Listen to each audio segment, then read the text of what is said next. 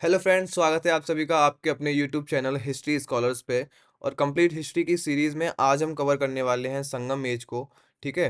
संगम as से related आज की सिंगल वीडियो में सारा कुछ जो है वो मैं कवर करने वाला हूँ। इस एक वीडियो को देखने के बाद में संगम एज से रिलेटेड कुछ भी आपको देखने की कहीं भी ज़रूरत नहीं पड़ने वाली है। आज का ये सेशन है, ये इंग्लिश और हिंदी दोनों लैंग्वेजेस में होने वाला है। ठीक है। तो बने रहिए लास्ट तक। और ये सेशन हमको क्यों पढ़ना चाहिए, तो इसके लिए सिंपल सा जवाब है कि इससे जो है पीवाईक्यूज पूछे जाते हैं, चाहे वो यूपीएससी हो, ठीक है,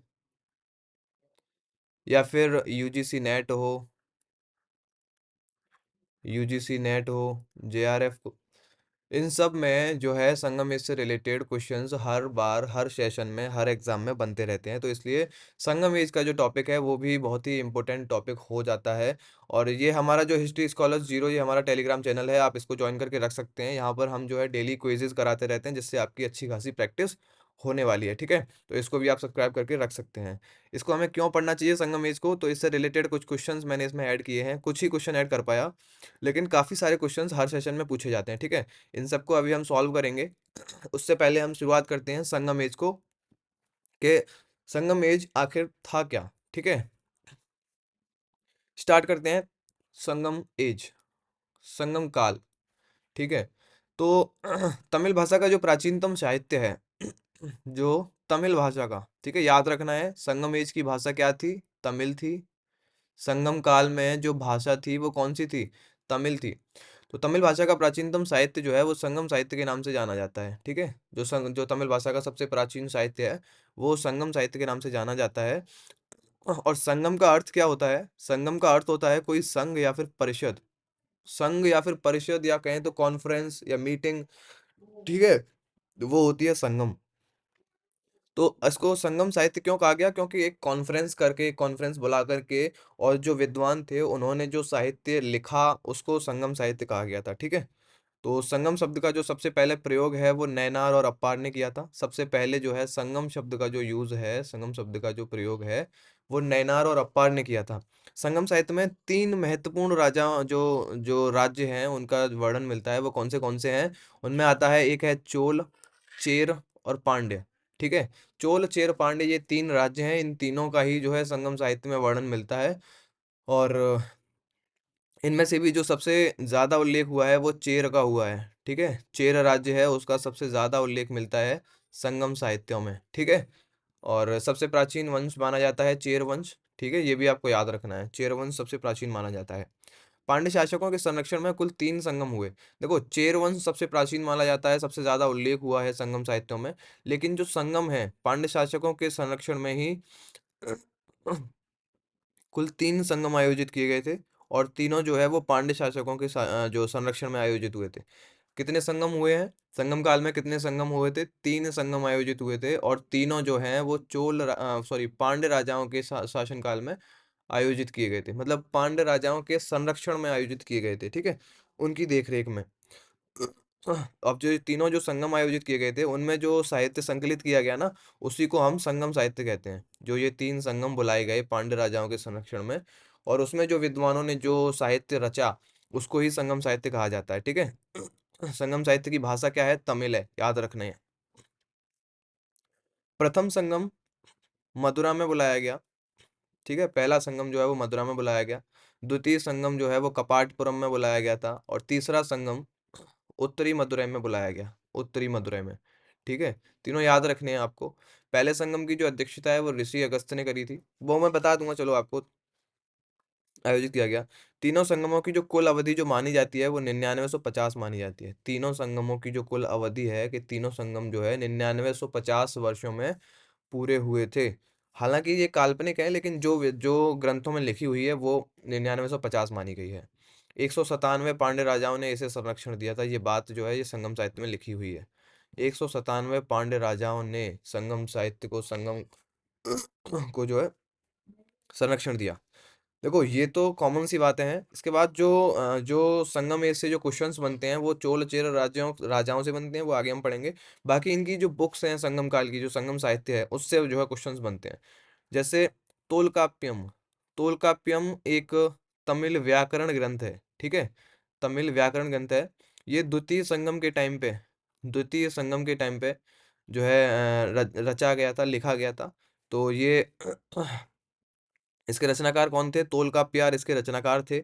और तोलकाप्पियार ही जो दूसरा संगम था उसकी अध्यक्षता करने वाले थे, ठीक है? दूसरे जो संगम था उसकी अध्यक्षता भी तोलकाप्पियार ने करी थी। दूसरे संगम में फिर इन्होंने जो ग्रंथ लिखा उसका नाम था तोलकाप्पियम। जो तोलकाप्पियार थे ये ऋषि अगस्त्य के 12 शिष्यों में से एक थे, ठीक है? ये भी याद रखने हैं। तो जो तोलकाप्पियम इन्होंने जो रचना करी थी, तो तोलकाप्पियम सबसे प्राचीन तमिल व्याकरण ग्रंथ है, ठीक है? तमिल का व्याकरण ग्रंथ है। तो सबसे प्राचीन तमिल व्याकरण ग्रंथ कौन सा है? वो है तोलकाप्पियम, जो कि द्वितीय संगम के टाइम पे लिखा गया था। किसने लिखा था? तोलकाप्पियार ने लिखा था। ये पीवाईक्यू भी है, इसको याद कर लेना, ठीक है? भूलना नहीं है।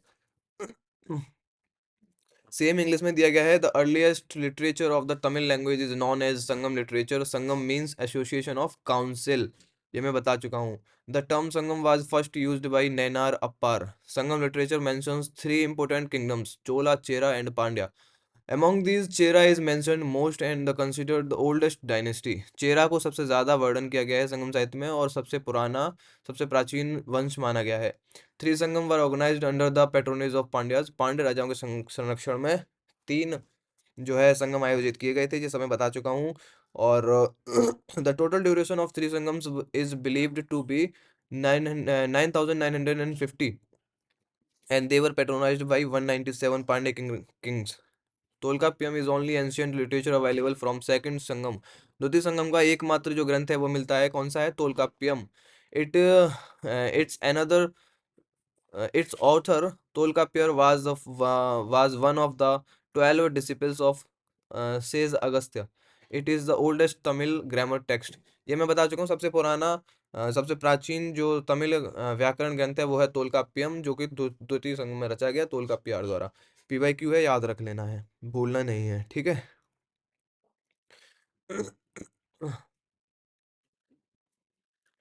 तिरुकाम्पुलियर, तिरुकाम्पुलियर ये एक सॉरी जगह है। तिरुकाम्पुलियर, तिरुकाम्पुलियर चेर, चोल और पांड्य तीनों राज्यों का संगम स्थल माना जाता है।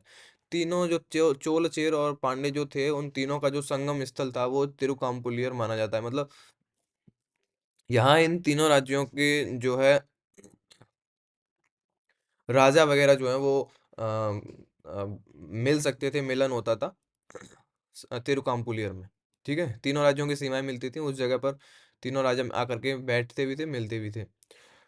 तो संगम साहित्य से ज्ञात होता है, संगम जो साहित्य लिखा गया उससे ज्ञात होता है कि दक्षिण में, संगम साहित्य में लिखा गया है कि दक्षिण में जो आर्य सभ्यता का जो विस्तार है वो किसने किया है? ऋषि अगस्त एवं कौंडिन्य ने किया। दक्षिण में जो आर्य सभ्यता का विस्तार है वो ऋषि अगस्त और कौंडिन्य ने किया था। ऋषि अगस्त, ये भी आपको याद रखना है कि ऋषि अगस्त ने ही मैं लिख देता हूँ।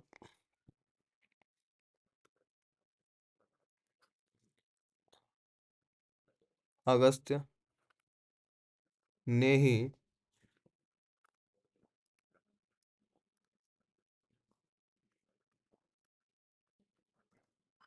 प्रथम संगम की अध्यक्षता करी थी, ठीक है? प्रथम संगम की अध्यक्षता करी थी किसने? ऋषि अगस्त ने। जो कहाँ हुआ था? स्थान क्या था उसका?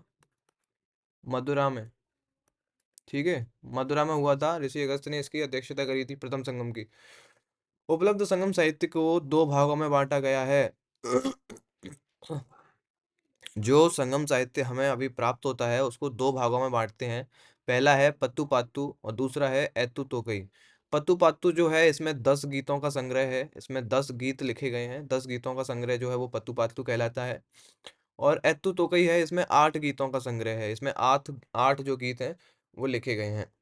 ठीक है, दो भागों में बांटा जाता है संगम साहित्य को, पत्तू पात्तू और एत्तू तोकई। पत्तू पात्तू में 10 गीत हैं, एत्तू तोकई में 8 गीत हैं, ठीक है? याद रखने हैं। एत्तु तोकई में जो 8 गीत हैं वो इस प्रकार हैं, और ये क्रम भी, उनका जो क्रोनोलॉजी है वो भी इसी तरीके से है। सबसे पहले आता है नन्नी नए, दूसरे पे है कुरुन तोकई। देखो, जो संगम साहित्य है उसके जो शब्द हैं उनका जो प्रोनाउंसिएशन है वो थोड़ा सा टफ मुझे लगता है, ठीक है? तो वो आपको पढ़ने में भी थोड़ा दिक्कत हो सकती है, लेकिन ये याद रखने हैं आपको, भूलने नहीं है। नन्नी नए, कुरुन तोकई और एन कुरुनूर, ठीक है? पदरुपत्तु, परिपादल, कलिन तोकई, अहनानूर और पुरुनानूर, ठीक है। अहनानूर जो है ये किसने लिखी?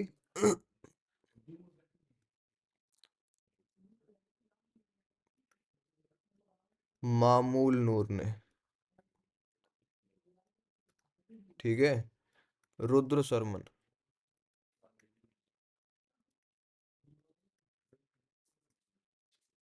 रुद्र शमन मामूल नूर ने लिखी थी। और इसी में जो है मौर्य साम्राज्य के बारे में जानकारी मिलती है अहनानूर से।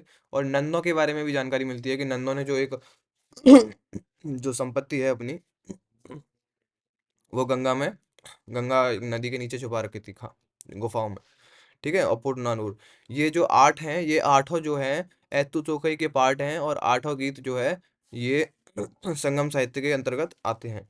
संगम साहित्य में भी एत्तु तोकई में आते हैं आठों गीत, ये आपको याद रखने हैं। नन्नी नय कुरुन तोकई एन करुनूर परिपादल और पतिरुपत्तु कलिन तोकई अहिनानूर और पुरुनानूर, ये सारे आपको याद रखने हैं। प्रोनाउंसिएशन थोड़ा टफ है लेकिन याद रखने ही रखने हैं, ठीक है।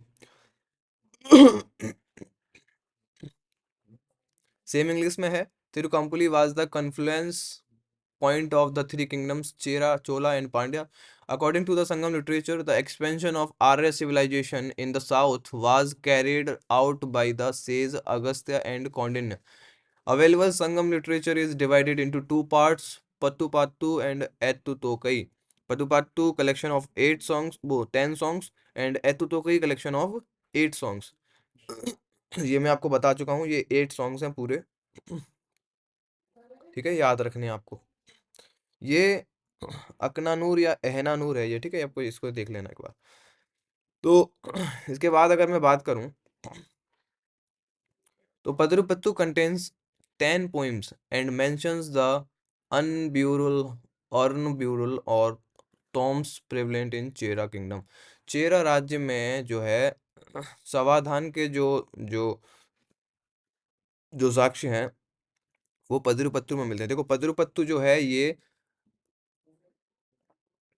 10 कविताओं का संगम है, वो है संग्रह है। 10 कविताएं हैं पदरुपत्तु में। और पदरुपत्तु की जो 10 कविताएं हैं ना, इनमें से भी जो 8 कविताएं हैं, 8 पोइम्स,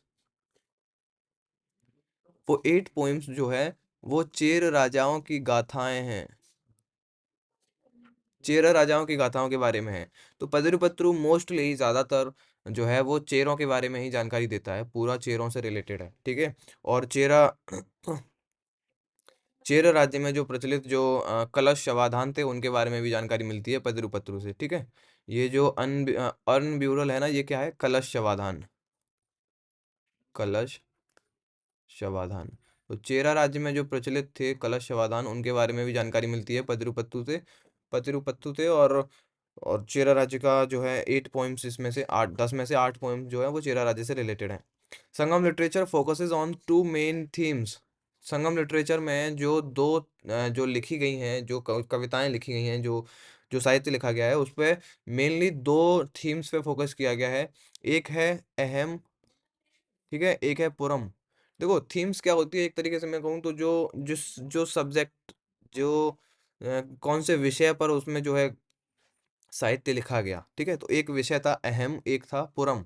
अहम विषय था, उसके अंतर्गत क्या था, ये जो लिखी गई ये प्रेम से संबंधित किताबें, प्रेम से संबंधित कविताएं लिखी गई, इसमें प्रेम का वर्णन किया गया, ठीक है, प्रेम का वर्णन किया गया। दूसरा था Puram, deals with war and the achievements of rulers. इसमें राजाओं की गाथाएं और युद्धों के बारे में इसमें लिखा गया था। युद्धों के बारे में जो कविताएं लिखी गई, युद्ध और विजय, युद्धों और विजयों के बारे में इसमें लिखा गया, ठीक है। पुरम में तो अहम क्या था, ये लव से रिलेटेड था, प्रेम से संबंधित कविताएं थी। पुरम क्या था, पुरम जो है युद्धों और विजयों से रिलेटेड कविताएं थी। एक नोट इसमें ये याद रखने वाली बात है कि संगम लिटरेचर इज नॉट रिलीजियस, ठीक है, ये भी आपको याद रखना है। जो धार्मिक टाइप के ग्रंथ होते हैं ना, उन टाइप के ग्रंथ नहीं थे संगम साहित्य में। जो ग्रंथ लिखे गए, जो कविताएं लिखी गई, वो किसी भी तरीके से किसी भी धर्म से रिलेटेड नहीं थी, ठीक है। ये मैं बता चुका हूँ आपको, इनकी थीम्स क्या थी, या तो प्यार से रिलेटेड थी, या तो उसमें लव दिखाया गया था, या फिर युद्धों और विजयों को दिखाया गया था। किसी भी तरीके से किसी धर्म को नहीं दिखाया गया था, ठीक है। तो संगम साहित्य जो है वो किसी भी रिलीजन से रिलेटेड नहीं था। संगम साहित्य इज नॉट रिलीजियस, ये याद रखना है। The collection of 10 poems Pattu Pattu was written during the third Sangam. तीसरे संगम के दौरान जो है पत्तू पात्तू की रचना की गई थी। देखो पत्तू पात्तू क्या है, जो दो भागों में बांटा है ना संगम साहित्य को, एक तो पत्तू पात्तू और एक एतु तोकई। तो जो पत्तू पात्तू है वो जो है वो तीसरे संगम के दौरान लिखा गया था। The among these Nedunalvadai written by Nakkirar described the Pandya king Nedunjeliyan and his queen. तो जो जो ये 10 कविताएं हैं, पत्तू पात्तू में जो 10 कविताएं हैं, उन्हीं में से एक है नेदुन अल वदय। ठीक है, 10 कविताओं में से ही एक है, पत्तू पात्तू की 10 में से एक है नेदुन अल वदय, जिसमें क्या है कि पांड्य राजा और नेदुनजेलियन और उसकी रानी का वर्णन किया गया है। इसमें जो है पांड्य राजा नेदुनजेलियन और उसकी रानी का वर्णन किया गया है। किसमें? नेदुन अलवदय में। किसने लिखी है? नक्कीरन ने। तो नक्कीरर द्वारा लिखी गई नेदुल अलवदय में पांड्य राजा नेदुनजेलियन और उसकी रानी का वर्णन है। जो नेदुन अलवदय जो बुक उसने लिखी थी, ये पत्तू पात्तू का ही एक भाग है। पत्तू पात्तू की 10 कविताएं हैं, उन्हीं में से एक कविता नेदुल अलवदय है जो कि नक्कीरर ने लिखी। याद रखनी है, ये PYQ क्वेश्चन है। Another poem in Pattu Pattu is Pattinappalai. ठीक है, पत्तू पात्तू में ही एक कविता, देखो एक तो हो गई नेदुन अनवद नेदुन अलवदय, नेदुल अलवदय एक कविता हो गई। दूसरी कविता है इसी में पत्तिन पल्लई। ये रुद्रन कन्नार ने लिखी है। रुद्रन कन्नार ने लिखी है पत्तिन पल्लई। और इसमें जो है पुहार कावेरी पत्तनम पर लिखी गई ये कविता है। ठीक है, पत्तिन पल्लई जो है पूरी तरीके से कावेरी पत्तनम या पुहार पर लिखी गई कविता है पट्टिन पल्लई। ये भी पत्तू पात्तू की ही एक पोइम है। पत्तू पात्तू की एक पोइम हो गई नेदुन अलवदय जो फेमस है। देखो जो जो फेमस पोइम्स हैं, जो जिससे क्वेश्चंस बनने की संभावना है, वो यही है कि नेदुन अलवदय से क्वेश्चन बनता है। पत्तू पात्तू की एक नेदुन अलवदय हो गई, पत्तू पात्तू की एक हो गई पत्तिन पल्लई। तो जो नेदुन अलवदय है वो नक्कीरन ने लिखी है, और पत्तिन पल्लई जो है ये रुद्रन कन्नार ने लिखी है, जिसमें जो है कावेरी पत्तनम या पुहार का डिस्क्रिप्शन किया गया है। ठीक है, नेदुन अलवदय में बता ही दिया मैंने, पांड्य राजा नेदुन चेलियन और उसकी रानी का वर्णन किया गया है। तो ये आपको याद रखने हैं। ठीक है, इसके बाद अगर मैं बात करूं, सेम है हिंदी और इंग्लिश में। हिंदी में दे चुका हूं मैं, सेम मटेरियल आपको इंग्लिश में दिया गया है। ठीक है, कोई भी चेंजेस नहीं है उसमें। ठीक है, संगम साहित्य में 8 गीतों के एक संग्रह को एत्तु तोकई, ये मैं बता चुका हूँ। 8 गीतों के एक संग्रह, देखो संगम साहित्य को 2 भागों में बांटा गया था, पत्तू पात्तू और एत्तु तोकई। पत्तू पात्तू 10 गीत, एत्तु तोकई 8 गीत। ठीक है, 8 गीतों का एत्तु तोकई कहा जाता है संग्रह को। और इसमें 8वां गीत जो है वो पुरुनानूर है, ये मैं बता चुका हूँ। 8वां गीत जो है वो पुरुनानूर है। 8वां गीत क्या है? पुरुनानूर। ठीक है, इसकी रचना किसने करी थी? पुरुनानूर की रचना किसने करी थी? तो पुरुनानूर की जो रचना है वो करी थी कपिलर ने। ठीक है, कपिलर ने करी थी। इसी में वो बताता है कि जो मुरुची जो था, मुरुची जो एक शाही ढोल था जिस पर जाकर के वो सो गया था कपिलर, और फिर भी राजा ने उसको जो है मृत्युदंड नहीं दिया था। तो इसके बारे में जो है पुरुनानूर में ही वर्णन मिलता है जो कपिलर ने लिखी थी। एतु तोकई के चौथे संग्रह पदरुपत्तु में 10 कविताएं लिखी गई हैं। देखो एतु तोकई में बताया मैंने 8 कविताएं हैं। 8 में से जो चौथी कविता है पदरुपत्तु, उसमें भी जो चौथा संग्रह है उसमें भी 10 कविताएं लिखी गई हैं। चौथा जो ग्रंथ है एतु तोकई का चौथा ग्रंथ है पदरुपत्तु। ठीक है, थोड़ा सा देखो प्रोनाउंसिएशन में दिक्कत तो है, लेकिन इसको समझना बहुत जरूरी है क्योंकि इससे क्वेश्चंस बनते ही बनते हैं। ठीक है, तो चौथे संग्रह में जो लिखी गई थी ना, जो एत्तु तोकई का जो चौथा संग्रह है पदरुपत्तु, उसमें 10 कविताएं हैं। और इसमें 8 कविताएं जो हैं वो चेर शासकों की प्रशस्ति हैं। ये मैं बता चुका हूँ, देखो 10 कविताएं हैं। पदरुपत्तु की जो 10 कविता पदरुपत्तु, ये बताया ना 10 कविताएं हैं, इनमें से जो चेर शासकों की जो कला शवादान की जानकारी मिलती है, इसी में से 8 कविताएं जो हैं वो चेर राजाओं की गाथा के बारे में लिखी गई है। 18 लघु गीतों का, 18 गानों का संग्रह, 18 लघु गीतों का एक संग्रह है जिसको क्या कहते हैं? पडिनैन किल्क नक्कू कहा जाता है। 18 लघु गीतों का एक संग्रह है जिसको पडिनैल किल्क नक्कू कहा जाता है। ये थोड़ा सा प्रोनाउंसिएशन की दिक्कत तो है भाई, मानना पड़ेगा। ठीक है, तिरुकुरल, इसके बाद एक मेन जो बुक है, एक ग्रंथ है तिरुकुरल। ठीक है, तिरुकुरल फेमस ग्रंथ है तमिल का, और इसको याद रखना है आपको। इसमें क्या है कि तिरुकुरल द्वारा तिरुवल्लुवर द्वारा लिखी गई, तिरुवल्लुवर द्वारा लिखी गई थी तिरुकुरल। ठीक है, तो तिरुकुरल या कुरल, इसको कुरल भी बोल देते हैं और तिरुकुरल भी बोल देते हैं, दोनों जो है तिरुकुरल के ही नाम है। ठीक है, तो ये तमिल दर्शन ग्रंथ है, तमिल फिलोसफी ग्रंथ है, ये एक तमिल का दर्शन ग्रंथ है। ठीक है, तो तमिल दर्शन ग्रंथ है, और ये दूसरा प्राचीन तमिल ग्रंथ माना जाता है। पहला प्राचीन तमिल ग्रंथ कौन सा था? तोल्काप्पियम। ठीक है, पहला प्राचीन तमिल ग्रंथ कौन सा था? तोल्काप्पियम, जो कि तमिल व्याकरण ग्रंथ था। ये तमिल दर्शन, तमिल फिलोसफी से जो रिलेटेड है, ये दूसरा तमिल प्राचीन ग्रंथ है, सॉरी तिरुकुरल। ठीक है, तो तिरुवल्लुवर द्वारा रचित कुरल तमिल भाषा का एक महत्वपूर्ण ग्रंथ है।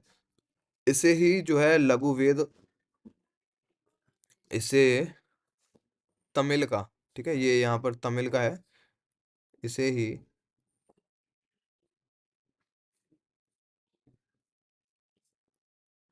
इसे ही तमिल का लघु वेद, पंचम वेद, या फिर तमिल बाइबल भी कहा जाता है। ठीक है, लघु वेद भी कहा जाता है, पंचम वेद भी, और तमिल बाइबल। तो तमिल बाइबल कौन से ग्रंथ को कहा जाता है? तिरुकुरल को या फिर कुरल को?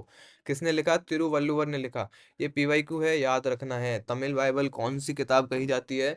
तो वो है तिरुकुरल, तिरुवल्लुवर ने लिखी थी। ठीक है, तो एक एक यहाँ ये चीज याद रखने वाली है कि जो संगम साहित्य में जो कविताएं लिखी गई थी, तो जो कविताओं के संग्रह को क्या कहते थे? अकत्तु कहा जाता था। कविताओं का जो संग्रह होता था उसको अकत्तु कहा जाता था। ये याद रखना है, कविताओं का संग्रह, संगम साहित्य में कविताओं का संग्रह। जैसे कोई कविताएं हैं तो उनको अगर कलेक्ट कर दिया जाए तो वो अकत्तु कहलाता था, उसमें कई सारी कविताएं होती थी। उसका जो टाइटल है वो एक अलग चीज है। ठीक है, तो वैसे उसका जो संग्रह है कविताओं का, वो अकत्तु कहा जाता था। सेम है, इंग्लिश और हिंदी दोनों में है, कोई भी दिक्कत कहीं भी नहीं है। तिरुकुरल, तिरुकुरल और Kural, written by Tiruvalluvar, is a Tamil philosophical text and the second oldest Tamil work, considered a significant Tamil literary work. It is also called the short Veda, ठीक है, लघु वेदा, and the fifth Veda and Tamil Bible. Tamil Bible कौन है? तिरुकुरल। ठीक है, याद रखनी है आपको। सिलप्पाधिकारम की अगर मैं बात करूं, तो ये दूसरा एक मेन ग्रंथ है, इससे क्वेश्चंस बनते हैं, रिपीटेडली बनते हैं, और काफी फेमस है सिलप्पाधिकारम। ठीक है, तो सिलप्पाधिकारम का लेखक जो है वो जैन है। ठीक है, सिलप्पाधिकारम का जो लेखक है वो एक जैन है, और जैन जैन व्यापारी है। और कौन है? इलंगो अदिगल। ए सॉरी, इलंगो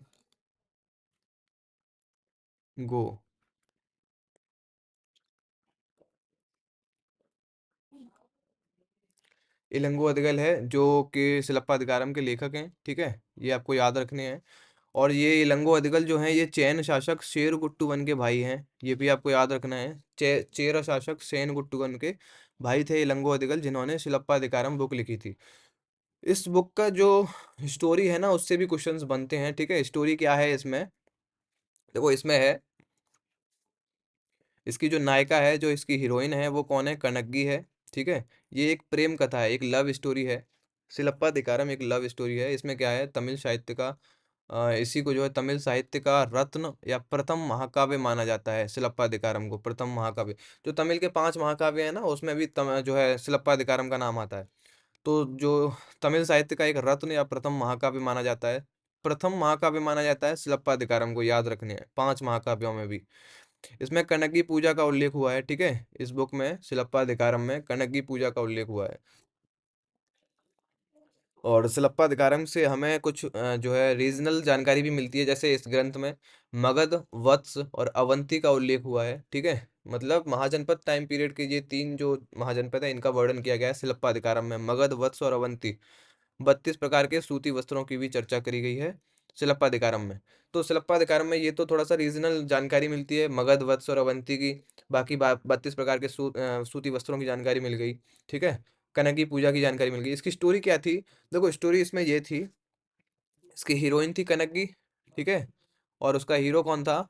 हीरो था उसका कोवलन। ठीक है, कोवलन इसका हीरो था। तो जो कोवलन है, एक व्यापारी है।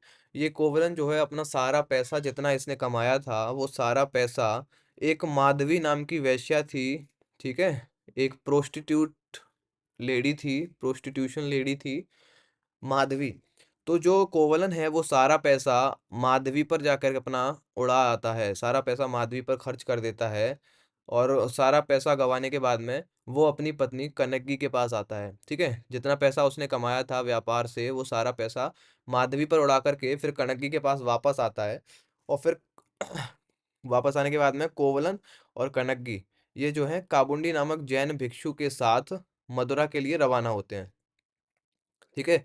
तो जो काबुंडी नामक जैन भिक्षु भिक्षु के साथ में ये लोग फिर वहां कहीं एक जगह पर थे, वहां से और मदुरा के लिए रवाना हो जाते हैं, ठीक है। मदुरा कौन सी थी? मदुरा जो है ये पांड्यों की राजधानी थी, ठीक है, मदुरा। तो मदुरा के लिए रवाना होते हैं। मदुरा पहुंचने के बाद में कोवलन पर उसकी जो रानी थी, पांड्य राजा की रानी की एक पायल चुराने का जो है आरोप लगता है, झूठा आरोप लगता है कोवलन पर। मथुरा पहुंचने के बाद में तो जो मथुरा के राजा थे, पांड्य राजा, उनकी जो रानी थी, उसकी रानी के जो पायल चुराने का आरोप, झूठा आरोप लगता है। पायल को नूपुर कहा जाता है, ठीक है, तमिल लैंग्वेज में पायल के लिए नूपुर शब्द आता है, तो ये याद रखना है। तो ये नूपुर की कहानी कहलाती है, जो सिलप्पादिकारम है यही नूपुर की कहानी, ठीक है पे, नूपुर की कहानी कही जाती है ये सिलप्पादिकारम, ठीक है। तो जो कोवलन था उस पे मथुरा पहुंचने पर पायल चुराने का आरोप लगता है, और राजा जो है वो जल्दबाजी में कोवलन को मृत्यु दंड दे देता है, ठीक है, बिना किसी जांच पड़ताल करवाए कोवलन को वो मृत्यु दंड दे देता है। कनग्गी अपने पति को निर्दोष साबित करती है, ठीक है, कनग्गी जो है अपने पति को निर्दोष साबित करती है, और निर्दोष साबित होने के बाद में कोवलन को मृत्युदंड देने की गिलानी में, मतलब वो निर्दोष साबित हो जाता है, फिर उसको मृत्युदंड नहीं दिया जाता, लेकिन जो मृत्युदंड जो राजा देता है कि यार मैंने एक निर्दोष को मृत्युदंड दे दिया, उसी के शोक में, उसके पश्चाताप में उस राजा की मृत्यु हो जाती है। और कनग्गी के शाप से जो है उस टाइम पे मदुरा जलकर राख हो जाता है। ये इसकी पूरी कहानी है कि कनग्गी फिर शाप देती है कि जो है मेरे पति को झूठे आरोप में और मृत्युदंड दे दिया था, मैं शाप देती हूँ कि मदुरा जो है जलकर राख हो जाए, तो ऐसा कुछ जलकर राख हो जाता है। तो ये जो राजा है जो मृत्यु जो जो के पश्चाताप से मर गया था, वो कौन सा था? वो था नेदुन, नेदुन जेलियन, ठीक है। नेदुन जेलियन ये पांड्य राजा थे जो कि पश्चाताप के कारण इनकी मृत्यु हो जाती है। तो ये पूरी सिलप्पा अधिकारम की कहानी है। तो सिलप्पा अधिकारम किसने लिखा? ये लिखा इलंगो अधिगल ने, जो कि एक जैन व्यापारी थे, ठीक है, सेनगुट्टू इनका भाई था, चेर शासक का। और नूपुर की कहानी सिलप्पा अधिकारम को कहा जाता है। इसके नायक कौन है? नायक है कोवलन, नायिका है कनग्गी, ठीक है। और इसको नूपुर की कहानी भी कहा जाता है। पूरा याद रखना है, पूरी स्टोरी क्या थी सिलप्पा अधिकारम की, ठीक है। सेम इंग्लिश में है Silappadikaram. Author of Silappadikaram was Jain and the brother of Chera सिंह Senguttuvan. Heroine of Kannagi, heroine of this epic is Kannagi, and it is a love story, gem literature and first epic in Tamil for worship of Kannagi. इसकी जानकारी मिलती है Vatsa Magadha Avanti. Same है English में, same जैसा हिंदी में दिया गया है वैसे इंग्लिश में है, ठीक है, कोई भी चेंज नहीं है। इसके बाद सेकंड जो एक ग्रंथ है वो है मणिमेखलई, ठीक है। ये इलंगो अधिगल है, इलंगो अधिगल की ये स्टैचू है जिन्होंने सिलप्पा अधिकारम लिखा था, ठीक है। और ये जो स्टैचू है जो इस टाइम पे तमिल में बनाई गई है, तो ये स्टैचू है किसकी? ये स्टैचू है कनग्गी की, ठीक है, कनग्गी की स्टैचू है। हाँ, तो इसके बाद सेकंड जो हम बता रहे थे वो है मणिमेखलाई। ये भी जो है 5 महाकाव्य हैं तमिल के, उसमें आता है और मेन ग्रंथ है, इससे क्वेश्चन बनता है। तो मणिमेखलाई में क्या है कि जो कोवलन और कनग्गी थे, जो उसमें थे, क्या कहते हैं, सिलप्पादिकारम में, तो जो कोवलन जिस जिस प्रोस्टिट्यूशन लेडी पर अपना सारा पैसा गवा के आता है, उसके साथ में रंगरलियां मना के आता है, उसी की माधवी की, कोवलन और माधवी की एक बेटी होती है, उसका नाम रखा गया मणिमेखलई। उसकी बेटी का क्या नाम था? कोवलन और माधवी की बेटी का क्या नाम था? मणिमेखलई, जिस पर वो सादा पैसा पैसा गवा कर आया था। तो कनग्गी, फिर जो मणिमेखलई है, ये कनग्गी से प्रेरणा लेकर, कनग्गी कोवलन की वाइफ, जो उसकी रियल वाइफ थी, तो माधव जो मणिमेखलई है वो कनग्गी से प्रेरणा लेकर के अंत में बौद्ध भिक्षुणी बन जाती है, ठीक है। जो मणिमेखलाई है वो कणगी से प्रेरणा लेकर अंत में बौद्ध भिक्षुणी बन जाती है। और मणिमेखलाई का लेखक मदुरै का बौद्ध अन्न व्यापारी था शीतलय सतनार। ठीक है, मणिमेखलाई के लेखक कौन है? शीतलय सतनार हैं। ठीक है, और मणिमेखलाई कौन थी? तो ये कोवलन और माधवी की बेटी थी। ठीक है, याद रखनी है। ये मणिमेखलाई है, इंपॉर्टेंट ग्रंथ है, याद रख लेना। फिर प्रोफेसर मेहंडाले ने सिलप्पाधिकारम को तमिल काव्य का इलियड कहा है। ठीक है, सिलप्पाधिकारम को तमिल काव्य का इलियड कहा है। और मणिमेखलाई को तमिल काव्य का क्या कहा है? ओडेसी। ओडेसी। मणिमेखलाई के लिए ओडेसी वर्ड यूज किया है प्रोफेसर मेहंडाले ने, और सिलप्पाधिकारम के लिए इलियड। याद रखना। देखो, अवेयार, ओवेयार और नच्चेलियर। ओवेयार और नच्चेलियर कौन थे? तो ये संगम काल की दो प्रसिद्ध कवित्रियां थीं। ओवेयार और नच्चेलियर जो हैं, ये संगम काल की प्रसिद्ध कवित्रियां थीं, विदुषी स्त्रियां थीं दो। कौन कौन सी? ओवेयार और नच्चेलियर, संगम काल में। ये भी याद रखने हैं। तो देखो, संगम काल के जो प्रसिद्ध ग्रंथ हैं वो कौन से हैं, प्रमुख ग्रंथ? तो वो उनमें जैसे कुछ नाम आते हैं। तोलकाप्पियम मैं बता चुका हूँ, तोलकाप्पियर किसने रचना करी थी। और एक है सिलप्पाधिकारम, नूपुर की कहानी है ये, इसकी रचना इलंगो अदिगल ने करी। मणिमेखले की शीतले सत्यनारायण ने करी। जीवक चिंतामणि की रचना तिरुंतक देवर ने करी थी।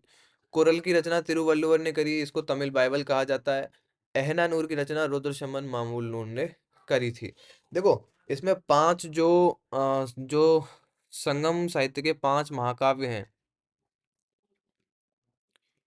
संगम काल के पांच महाकाव्य, वो भी आपको याद रखने हैं। ठीक है, पांच महाकाव्यों से भी क्वेश्चन बन जाता है कि कौन सा तमिल महाकाव्य नहीं था या थे। ठीक है, उस टाइप से क्वेश्चन बनता है। तो पांच महाकाव्यों में एक तो है सिलप्पाधिकारम, ये आपको देखना है। ठीक है, पांच महाकाव्यों में कौन से हैं? एक तो है सिलप्पाधिकारम, दूसरा है मणिमेखलई, और तीसरा है जीवक चिंतामणि। ठीक है, तीन तो यही है पांच महाकाव्यों में। और इनके अलावा जो आते हैं वो कौन से हैं? इनके अलावा है एक है वलयपति, वलयपति। ठीक है, वलयपति। और एक आता है कुंडलकेश। ठीक है, वलयपति और कुंडलकेश। तो वलयपति, कुंडलकेश। तो ये पांच जो हैं, सिलप्पाधिकारम, मणिमेखलाई, जीवक चिंतामणि, वलयपति और कुंडलकेश, ये पांचों जो हैं, ये संगम काल के पांच महाकाव्य कहे जाते हैं। ठीक है, इनके अगर विषय की मैं बात करूं, तो जो सिलप्पाधिकारम है ये तो मैं बता चुका हूं आपको। इसकी जो थीम है वो क्या है? लव एंड जस्टिस, क्योंकि राजा उसको फिर बाद में माफ भी कर देता है। ठीक है, तो लव एंड जस्टिस इसकी थीम है। ठीक है, मणिमेखलाई क्या है? इसमें जो जैन धर्म को अपना सॉरी बौद्ध धर्म को अपना लेती है, बौद्ध व्यापारी जो है शीतले सत्यनारायण ने इसको लिखा था। तो इसकी जो थीम है वो क्या है? बुद्धिज्म। इसकी थीम क्या है? बुद्धिज्म। ठीक है, और जीवक चिंतामणि जो है, इसकी थीम का एक्चुअली पता नहीं है मुझे, इसकी थीम क्या थी। लेकिन जो वलयपति है, वलयपति की थीम है जैन। ये इसमें जो है जैन धर्म के बारे में जानकारी मिलती है, और ये जैन धर्म से प्रेरित है वलयपति। बाकी कुंडलकेश की जो थीम है वो क्या है? वो भी बुद्धिज्म है। कुंडलकेश की जो थीम है वो भी बुद्धिज्म है। बुद्धिज्म। ठीक है, कुंडलकेश की रचना किसने करी थी? तो ये करी थी कुंडलकेश की रचना नागसेन ने।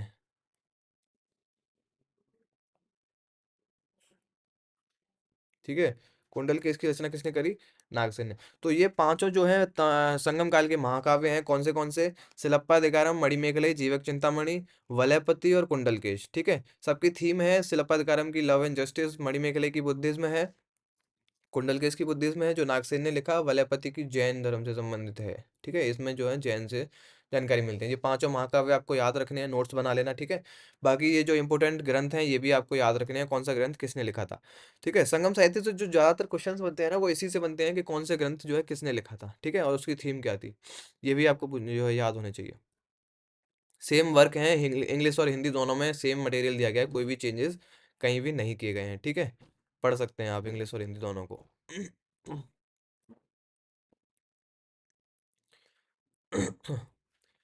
तो परनार, कुरिन्ज और कलिन तोकई, ये इनकी जो रचना है वो किसने करी? कपिलर ने करी थी। तो परनार, कुरिन्ज और कलिन तोकई की जो रचनाएँ हैं वो किसने करी?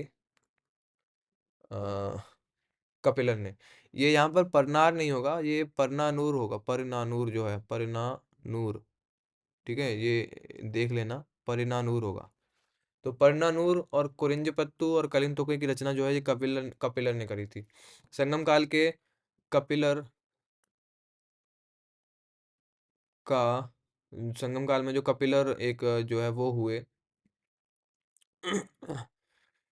जो जो साहित्यकार हुए, ठीक है? कवि हुए कपिलर।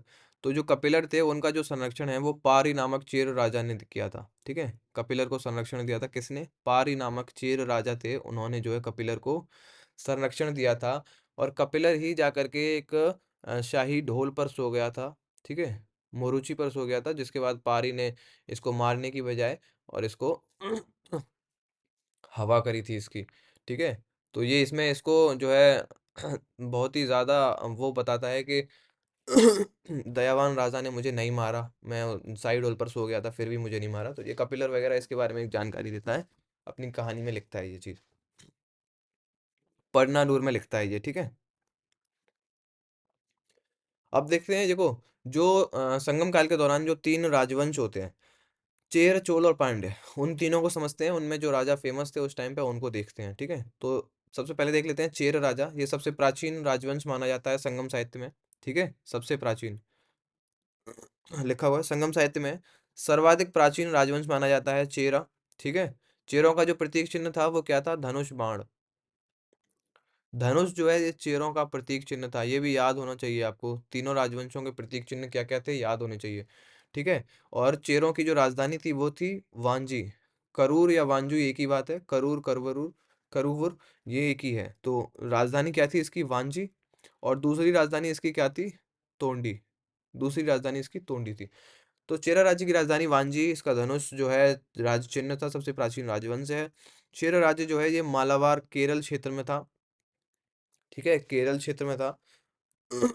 और चेरा राज्य का प्रथम शासक जो है वो उदयन जेरल था। तो चेरा राज्य का जो प्रथम शासक है वो है उदयन जेरल। उदयन जेरल चेरा वंश का, चेरा राज्य का प्रथम शासक माना जाता है उदयन जेरल। उसने महाभारत में भाग लेने वाले वीरों को भोजन कराया था। ऐसा भी माना जाता है कि उसने जो उदयन जेरल हैं चेरा वंश के, महाभारत में भाग लेने वाले वीरों को उदयन जेरल ने भोजन कराया था। चेर राजा था उदयन जेरल, ठीक है। उसके बाद दूसरे चेरा राजा हैं इंपोर्टेंट, वो हैं नेदुन जेरल आदन। नेदुन जेरल आदन।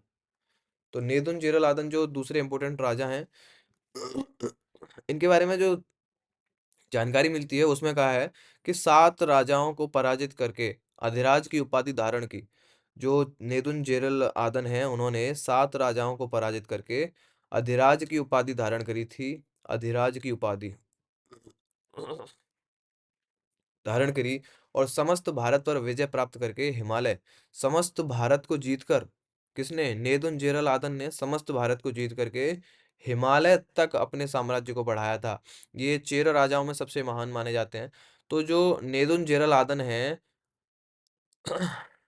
इन्होंने क्या किया? समस्त भारत को जीत करके हिमालय तक अपने साम्राज्य को बढ़ाया और हिमालय पर चेर राज्य का चिन्ह अंकित करवाया था, धनुष। हिमालय पर चेर राज्य का चिन्ह धनुष अंकित करवाया था और एक उपाधि धारण करी थी समस्त भारत को जीतने के कारण। कौन सी थी? इमय वरमन।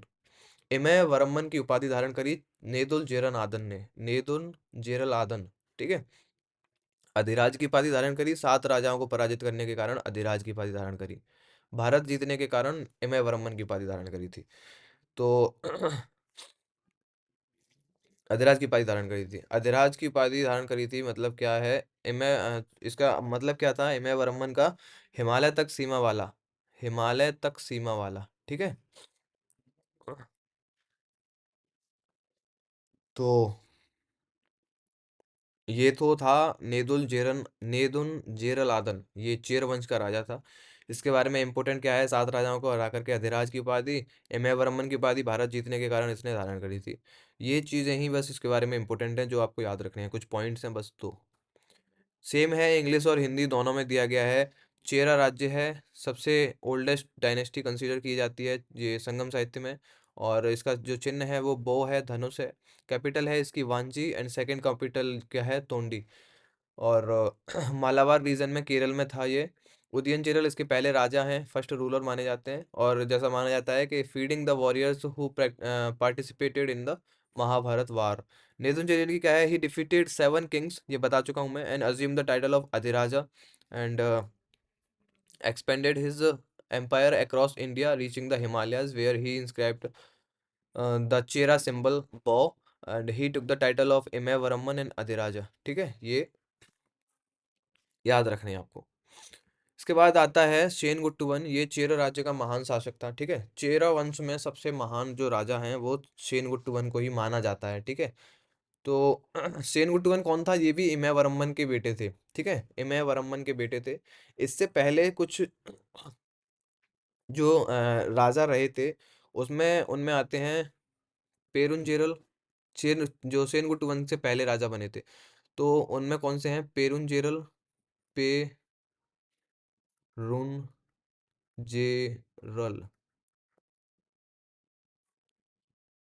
ठीक है, पेरुंजेरल, पेरुंजेरल के बाद में एक राजा बनते हैं कुट्टवन। ठीक है, इनके बाद राजा बनते हैं कुट्टवन। ठीक है, कुट्टवन राजा बनते हैं। कुट्टवन को हाथियों का स्वामी कहा जाता है, कुट्टवन को ही हाथियों का स्वामी कहा जाता था। हाथियों का स्वामी, हाथियों का स्वामी। ठीक है, हाथियों का स्वामी कहा जाता है। तो अब नेदुनजेरल आदन के बाद में कौन कौन राजा बने, पेरुंजेरल इरमपोई, इरमपोरई, हाँ पेरुंजेरल, उसके बाद कुट्टवन, उसके बाद कुट्टवन को हाथियों का स्वामी कहा जाता है, बस इसके बारे में यही एक मेन लाइन मिलती है। उसके बाद में क्या है, जो राजा बनते हैं वो हैं सेन गुट्टवन। ठीक है, तो ये देखो, पेरुंजेरल और कुट्टवन ये दोनों भी जो है इमयवरमन के पुत्र थे, नेदुनजेरल आदन के पुत्र थे। बाकी सेन गुट्टवन भी जो है इमयवरमन के पुत्र थे। तो सेन गुट्टुवन है, इन्हीं को जो है लाल चेर और भला चेर भी कहा जाता है। ठीक है, सेन गुट्टुवन को क्या कहा जाता है, लाल चेर, भला चेर। और ये चेर वंश के महानतम शासक माने जाते हैं। ठीक है, सेन गुट्टुवन, सेन गुट्टुवन का ही भाई था इलंगो अधिकल, जिसने सिलप्पा अधिकारम की रचना करी। ठीक है, और उसमें जो कनक पूजा का वर्णन मिलता है ना, वो कनक पूजा भी सेन गुट्टुवन ने शुरू करी थी। ठीक है, तो सेन गुट्टुवन इमय वर्मन के पुत्र थे। 190 ईस्वी के आसपास शासक बनते हैं सेन गुट्टुवन। ठीक है, और संगमकालीन कवि परनार ने सेन गुट्टुवन का यशोगान किया है, ये मैं बता चुका हूँ। परनार जो है, ये संगम काल के कवि हैं परनार, जिन्होंने जो किसके दरबार में थे, सेन गुट्टुवन के दरबार में थे परनार। और इन्होंने सेन गुट्टुवन का यशोगान किया है। ठीक है, परनार कवि हैं संगम काल के, ये याद रखना है। सेन गुट्टुवन ने उत्तर में चढ़ाई करके गंगा नदी को पार किया था। सेन गुट्टुवन ने उत्तर भारत में चढ़ाई की और गंगा नदी को पार किया।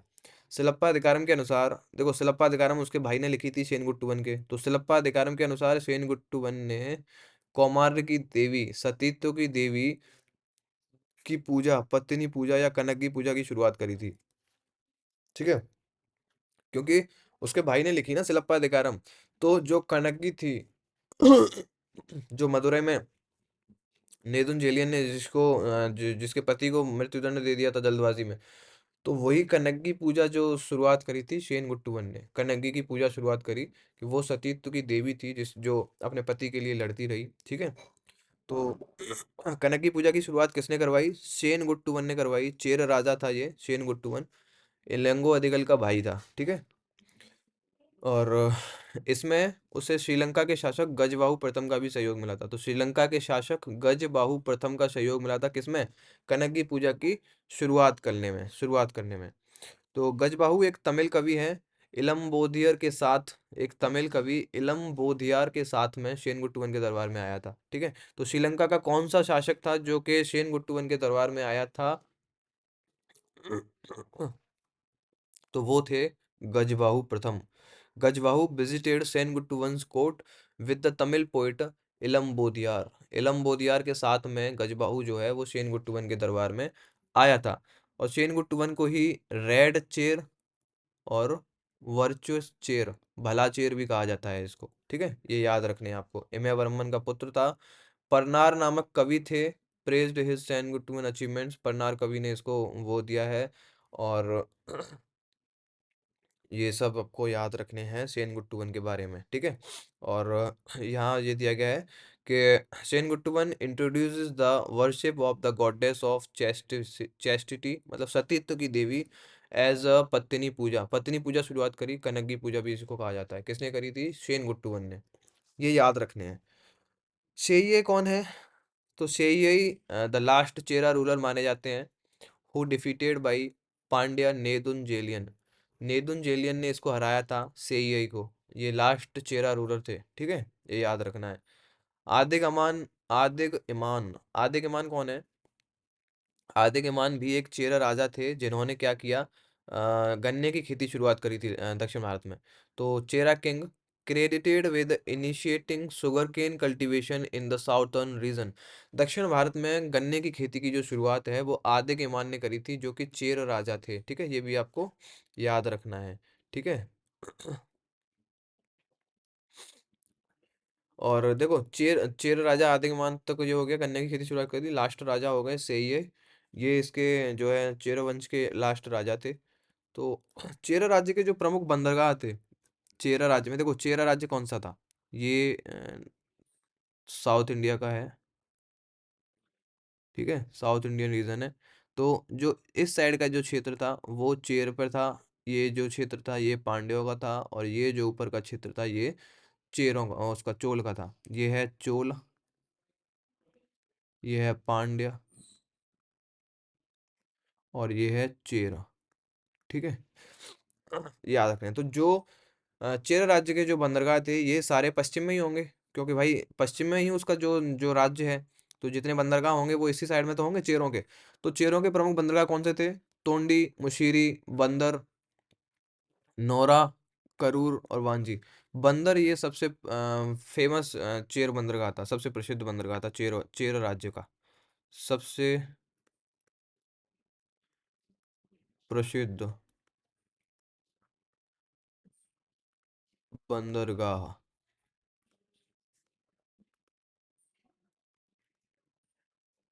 चेरों का। ठीक है? चेरों का सबसे प्रसिद्ध बंदरगाह कौन सा था? बंदर। बाकी हाँ, लिखा है बंदर चेरा राज्य का सबसे महत्वपूर्ण बंदरगाह था। ठीक है? और वट्टिलतु क्या है? वट्टिलतु ये एक लिपि है, एक स्क्रिप्ट है चेरों की। चेरों की लिपि थी वट्टिलुत्तु। वट्टिलुत्तु जो है ये चेरों की लिपि थी। ये आपको याद रखनी है।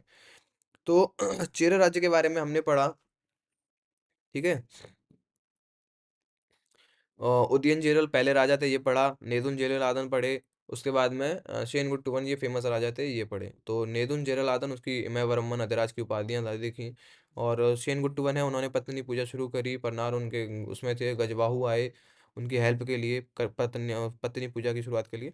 ये सब चेर राजा थे। ठीक है? अब पढ़ते हैं हम चोल। चेर राजवंश के बाद में चोल राज्य को पढ़ते हैं। ठीक है? तो चोल में क्या है? चोलों का प्रतीक चिन्ह क्या है? बाघ है, टाइगर।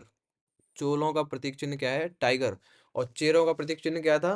बो, धनुष। अह, चोलों की जो प्रारंभिक राजधानी थी वो मनलूर थी। मनलूर जो है चोलों की प्रारंभिक राजधानी थी, मनलूर। बाद में चोलों की राजधानी बनती है उरेयूर और तंजौर। उरेयूर और तंजौर जो है ये बाद में चोलों की राजधानी बनती हैं। सबसे जो है प्रारंभिक राजधानी क्या थी? मनलूर थी चोलों की। ठीक है? उरेयूर जो चोलों की राजधानी थी वो कपास, सूती वस्त्र व्यापार के लिए काफी प्रसिद्ध हुआ करती थी। तो जो उरेयूर था वो सूती वस्त्र व्यापार के लिए, कपास के लिए सबसे ज्यादा प्रसिद्ध था। चोलों की राजधानी थी, चोल वंश, चोल राज्य में एक जो शहर था या आप कह सकते हैं वो नगर था उरेयूर, जो कि सूती वस्त्र और कपास के लिए प्रसिद्ध हुआ करता था। उरेयूर ये चोलों की राजधानी भी थी। ठीक है, ये याद रखनी है आपको। सेम है चोला किंगडम, जो पोर्ट्स हैं उसके, और चोला चेरा किंगडम के ports, sorry, Chera kingdom major ports and Chola kingdom. Symbol क्या है इसका? Tiger. Early capital was northern Manalur, और the later Uraiyur and Thanjavur became the capital of Chola dynasty. Uraiyur was famous centre for the cotton textile trade. ठीक है, ये भी आपको याद रखने हैं। चोल वंश के जो संगम काल के सबसे प्रसिद्ध राजा माने जाते हैं वो हैं करिकाल। देखो, चोल में जो राजेंद्र, ठीक है, राजराज, ये सारे जो राजा हैं ये 9वीं 10वीं शताब्दी में आते हैं। ठीक है, लेकिन जो संगम काल में जो चोल राजवंश का वर्णन मिलता है उसमें जो फेमस राजा हैं चोलों के वो हैं करिकाल। ठीक है, ये आपको याद रखने हैं। तो संगम काल में सबसे महत्वपूर्ण चोल शासक था करिकाल। ठीक है, सबसे महत्वपूर्ण चोल शासक था। उसने 190 ईस्वी के आसपास में शासन किया। ठीक है, और जो चेर राजा थे, चेरों ने 150 ईस्वी के आसपास में चोल राजा करिकाल के पिता को, इलनजेत चेनी इनके नाम था, तो इलनजेत चेनी जो करिकाल के पिता थे उनको चेरों ने मार दिया था 150 ईस्वी के आसपास में। चेरों ने उसके बाप को, करिकाल के पिता को, इलंजेत चेनी को मार दिया था। इलंजेत चेनी चोल वंश का प्रथम ऐतिहासिक शासक माना जाता है। ठीक है, चोल वंश का प्रथम ऐतिहासिक शासक माना जाता है इलंजेत चेनी, जिसको चेरों ने मार दिया था। और जिसने, जो इलंजेत चेनी थे जो करिकाल के पिता थे, उन्हीं ने जो है उरेयूर को राजधानी बनाया था। उन्हीं ने जो है उरेयूर को राजधानी बनाया। उरेयूर किसके लिए फेमस था? तो उरेयूर जो है ये सूती कपड़ों के लिए, सूती वस्त्रों के लिए फेमस हुआ करता था। पट्टिन पल्ले, पत्तू पात्तू की जो 10 कविताएं हैं उन्हीं में पट्टिन पल्ले भी है, मैंने आपको बताया है। ठीक है, तो जो पट्टिन पल्लई है, पट्टिन पल्लई में करिकाल की सफलताओं का वर्णन मिलता है। ठीक है, पट्टिन पल्लई जो है उसमें करिकाल की सफलताओं का वर्णन मिलता है। पट्टिन पल्लई जो है ये कावेरी पत्तनम पर लिखी गई कविता है। किस पर लिखी गई है? कावेरी पत्तनम पर। कावेरी, कावेरी पत्तनम या पुहार कह लो इसको। ठीक है, तो कावेरी पत्तनम पर लिखी गई है पट्टिन पल्लई। और पट्टिन पल्लई किसने लिखी है? ये रुद्रन कन्नार ने लिखी है। मैं बता चुका हूँ आपको ये चीज, मैं इसमें दे भी चुका हूँ। ठीक है, रुद्रन कन्नार, रुद्रन कन्नार ने लिखी पत्तिन पल्लई, कावेरी पत्तनम पर लिखी गई है। इसमें करिकाल की सफलताओं का वर्णन किया गया है। ठीक है, वाहिब परंदलई के युद्ध में, वाहिब परंदलई के युद्ध में करिकाल ने 9 राजाओं को हराया था। ठीक है, वाहिब परंदलई के युद्ध में करिकाल ने चेर शासक पेरुंजेरल, पेरुंजेरल जो कि इमयवरमन के बाद शासक बना था ना, पेरुंजेरल एरमपोरई, और उसके बाद में कुट्टवन, फिर उसके बाद शेन कुट्टवन बना था। तो जो पेरुंजेरल था, चेर शासक, करिकाल ने चेर शासक पेरुंजेरल को हराया। ठीक है, करिकाल की संगीत में रुचि थी, ये भी आपको याद रखना है। ये जो है म्यूजिक लवर था। करिकाल जो है ये म्यूजिक लवर था। ठीक है, और वाइफ परंदलई के युद्ध में इसने 9 राजाओं को हराया करिकाल ने। करिकाल के पिता थे इलंजेत चेन्नी। ये सब आपको याद रखने हैं। करिकाल महत्वपूर्ण चोल राजा था संगम काल का। ठीक है, करिकाल ने एक कवि, कवि पत्तिन पल्लई के रचयिता कौन थे? रुद्रन कन्नार। बता चुका हूँ ये फेमस हैं, ये याद रखने हैं आपको। रुद्रन कन्नार। तो जो कवि थे रुद्रन कन्नार, उनको 16 लाख स्वर्ण मुद्राएं दी थी। 16 लाख स्वर्ण मुद्राएं दी थी। ठीक है, करकाल की जो सफलताओं का वर्णन किया है उन्होंने कावे उसमें पत्तिनपल्लई में। ठीक है, 16 लाख स्वर्ण मुद्राएं दी इसको, इस काम के लिए करिकाल ने। किसको? रुद्रन कन्नार को। चोलों का सर्वप्रथम उल्लेख जो है वो कात्यायन ने किया है। चोलों का सबसे प्रथम जो उल्लेख है वो किसने किया है? कात्यायन ने किया है। ठीक है, ये याद रखना है आपको। ये चोलों के बारे में जानकारी थी। सेम इंग्लिश में है, हिंदी और इंग्लिश दोनों में दिया गया है, पढ़ सकते हैं। इसके बाद पांड्य राजा आते हैं। ठीक है, चेरों का इंग्लिश में मैं एक बार बता दूं आपको। तो इलंजेत चेली जो है ये इसके फर्स्ट राजा माने जाते हैं, पहले जो है चोल वंश के। और चेर राजाओं ने इनको मार दिया था। और इलंजीत चेनी ने ही उरैयूर जो है कैपिटल बनाई थी। पत्तेनापल्ली डिस्क्राइब्स करिकाल सक्सेस पत्तेनापल्ली में। ये सब मतलब सेम है। वाई परंदलई के युद्ध में जो है इसमें जो करिकाल जीता था, इसने 9 राजाओं को हराया था इसमें। सेम है, इंग्लिश और हिंदी दोनों में, दोनों पढ़ सकते हैं आप। उसके बाद आते हैं पांड्य राजाओं पर। ठीक है, तो पांड्य राज्य क्या था, ये सुदूर दक्षिण में था, मैं बता चुका हूँ। तो पांड्य राज्य सुदूर दक्षिण या दक्षिण पूर्वी भाग में स्थित था। इसकी राजधानी क्या थी, मदुरै थी। इसकी राजधानी क्या थी, मदुरै थी। देखो, तीनों राज्यों की राजधानी आपको याद होनी चाहिए। चोलों की क्या थी, मन्नलूर पहली प्रारंभिक थी, उसके बाद ओरेयूर। ठीक है, उसके बाद जो है उरैयूर और तंजौर राजधानी थी कहाँ की, चोल की। चेरों की राजधानी क्या बताई थी मैंने आपको, वांजी, करूर, वांजी या तोंडी। जो दूसरी राजधानी तोंडी थी, ये चेरों की राजधानी थी। सिंबल तीनों के याद होने चाहिए। पहला था धनुष चेरों का, दूसरा मैंने बताया आपको चोलों का, वो था बाघ टाइगर, और तीसरा था ये पांड्यों का। तो पांड्यों का जो चिन्ह है वो क्या है, पांड्यों का चिन्ह है मछली। ठीक है, ये भी आपको याद रखना है।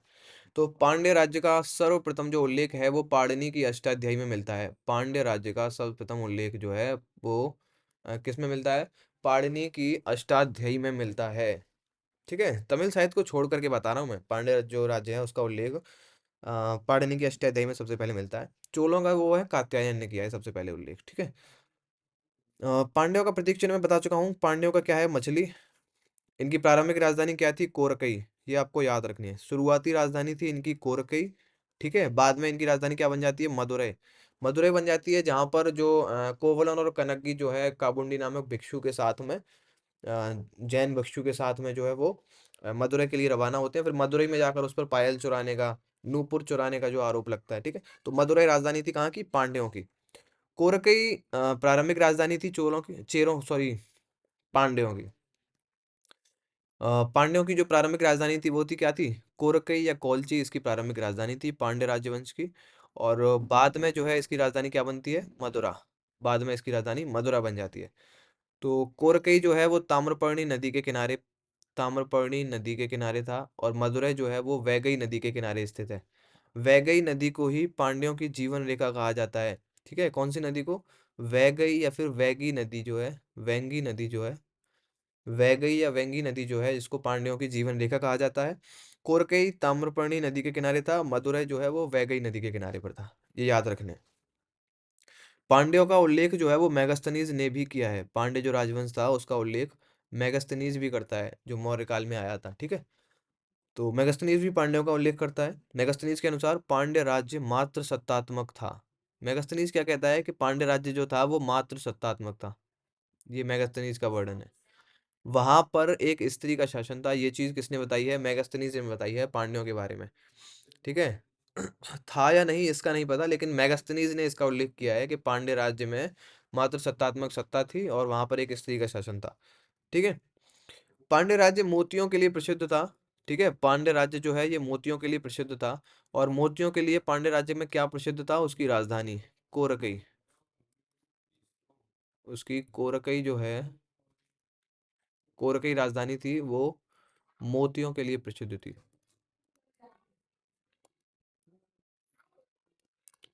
मोतियों के लिए प्रसिद्ध थी। ठीक है, कोरकई जो पांड्यों की राजधानी थी, प्रारंभिक राजधानी, वो जो है मोतियों के लिए प्रसिद्ध थी। ठीक है, इसलिए पांड्य राज्य जो है वो मोतियों के लिए प्रसिद्ध था। नेडियोन पांड्य राजा हुए, नेडियोन। नेडियोन ने समुद्र पूजा की शुरुआत करी। पांड्य राजा थे नेडियोन, समुद्र पूजा की शुरुआत करी इन्होंने, नेडियोन ने। और पहरुली नदी को अस्तित्व प्रदान किया था। पहरुली नदी जो थी वो शायद सूख गई होगी, या फिर इन्होंने बनवाई होगी, खुदवाई होगी नदी। तो जो पहरुली नदी है उसको अस्तित्व प्रदान किया नेडियोन ने, और समुद्र पूजा की शुरुआत करवाई नेडियोन ने। नेडियोन कौन थे, तो नेडियोन जो है ये पांड्य राजा थे। ठीक है, पांड्य राजा थे नेडियोन। ये सेम है, हिंदी और इंग्लिश दोनों में दिया गया है, आप देख सकते हैं। नेदुनजेलियन, तो जो नेदुनजेलियन है ये पांड्य वंश के सबसे विख्यात राजा, सबसे प्रसिद्ध राजा हैं। इन्होंने ही जो है कोवलन को जो वो दिया था, जो मृत्युदंड दिया था बिना कुछ जांच पड़ताल करवाए। फिर बाद में यही पश्चाताप के कारण मर गए थे। तो जो नेदुनजेलियन है ये पांड्य के सबसे विख्यात पांड्य शासक हैं। नेदुनजेलियन ने अ, तलैयालंगानम के युद्ध में विजय प्राप्त करी थी। ठीक है, तलैयालंगानम के युद्ध में नेदुल जेलियन ने विजय प्राप्त करी थी। ठीक है, वाहिब परंदलई के युद्ध में कौन जीता था? करिकाल। तलैयालंगानम के युद्ध में कौन जीता? नेदुन जेलियन। ठीक है, ये याद रखने हैं। नेदुन जेलियन स्वयं एक कवि था। ठीक है, और कवियों का संरक्षक भी था। नेदुन जेलियन जो था, नेदुन जेलियन ने रोमन सम्राट अगस्टस के दरबार में अपना दूत भेजा था।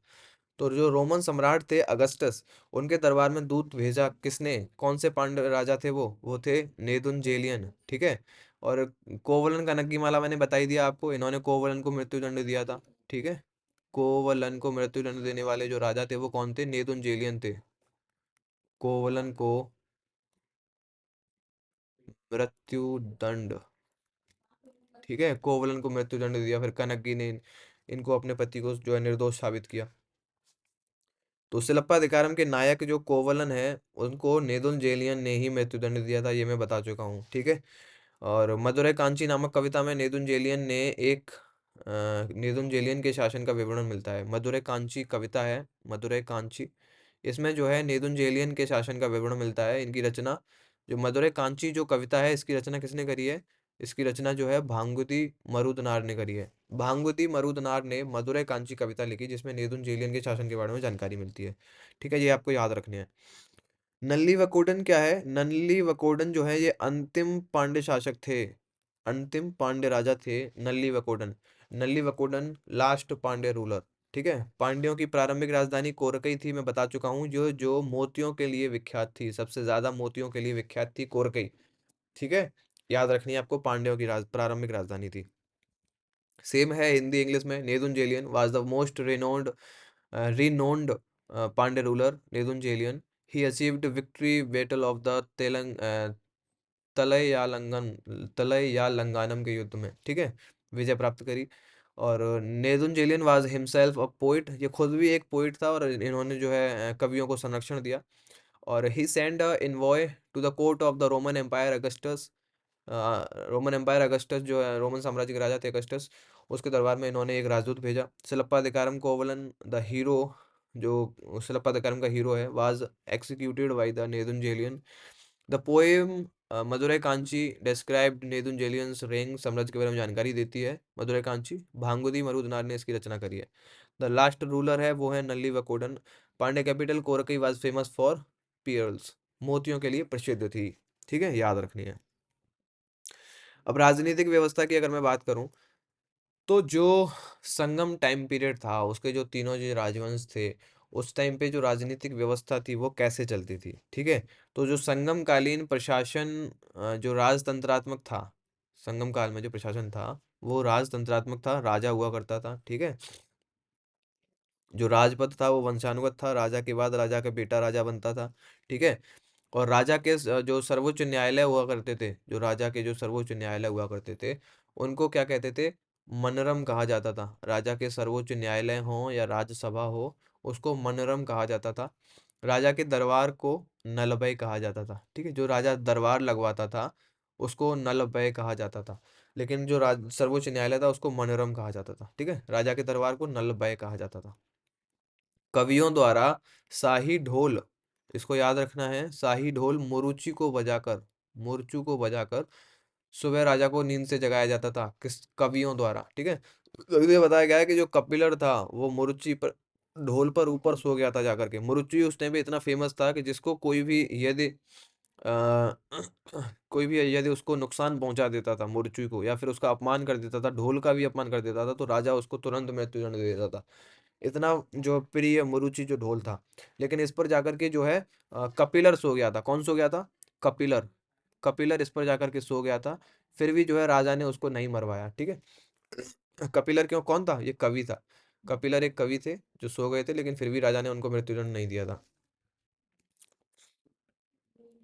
संगमकालीन प्रशासनिक कुछ शब्दावली हैं जो आपको याद होनी चाहिए, जैसे कि नाडु।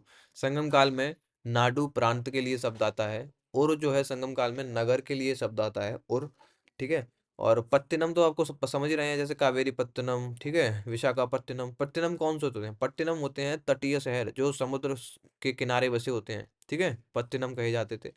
अमियाचार कौन थे?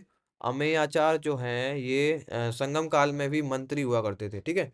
संगम काल में जो मंत्री होते थे उनको क्या कहते थे? अमियाचार। अमियाचार कौन थे? मंत्री, ठीक है? ओरार कौन थे? ओरार गुप्तचर हुआ करते थे। संगम काल में ओरार जो शब्द है वो गुप्तचरों के लिए आता था, ठीक है? ये आपको याद रखने हैं। इंग्लिश हिंदी दोनों में कहा गया है, दोनों में मतलब सेम मटेरियल है।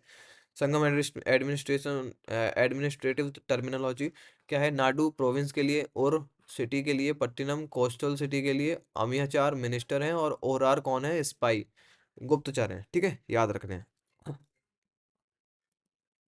सेनापति की अगर मैं बात करूं तो सेनापति को संगम काल में एनआरडी कहा जाता था। एनआरडी सेनापति को कहा जाता था, ठीक है? एनआरडी की उपाधि दी जाती थी सेनापति को संगम टाइम पीरियड पे। और युद्ध में मरे सैनिकों की स्मृति में पाषाण मूर्तियां बनवाई जाती थी। इस प्रकार के हीरो स्टोन को जो जैसे जो लोग युद्ध में मर जाते थे अपनी वीरता जो प्रदर्शित करते समय, तो उनकी जो है मूर्तियां बनवाई जाती थी। और ऐसी जो मूर्तियां होती थी उनको जो है उनको नडुकल या फिर वीरकाल, या तो नडुकल या वीरकाल कहा जाता था, ठीक है? तो वीरकाल या नडुकल कहा जाता था किसको? जो वीर जो युद्ध में मर जाते थे उनकी जो मूर्तियां बनती थी उनको नडुकल या वीरकाल कहा जाता था, ठीक है? शहीद स्मारक समझ लो, जो शहीद स्मारक बनवाए जाते थे उनको नडुकल या फिर वीरकाल कहा जाता था। तो युद्ध में शौर्य प्रदर्शित करने वाले वीरों को मारया कहा जाता, देखो जो वीर जो शौर्य प्रदर्शित करते थे उनको मारया कहा जाता था, और उनकी जो मूर्तियां बनती थी उनको नडुकल या वीरकाल कहते थे। मूर्तियों को नडुकल वीरकल कहते थे, लेकिन जो जो वो व्यक्ति था उस व्यक्ति के लिए मारया शब्द यूज होता था, क्योंकि वो वीर था। युद्ध में जो वीरता प्रदर्शित करते थे, शौर्य प्रदर्शित करते थे, अगर वो बच जाता था तो उसको मारया कहा जाता था। संगम काल का समाज कैसे था, इसको देख लेते हैं। तो संगम काल में उत्तरी भारत की आर्य संस्कृति के तत्वों को दक्षिण में प्रसार हुआ। तो ये जो आर्य संस्कृति के जो तत्व हैं इनका दक्षिण में प्रसार किसने किया था? ये थे अगस्त्य।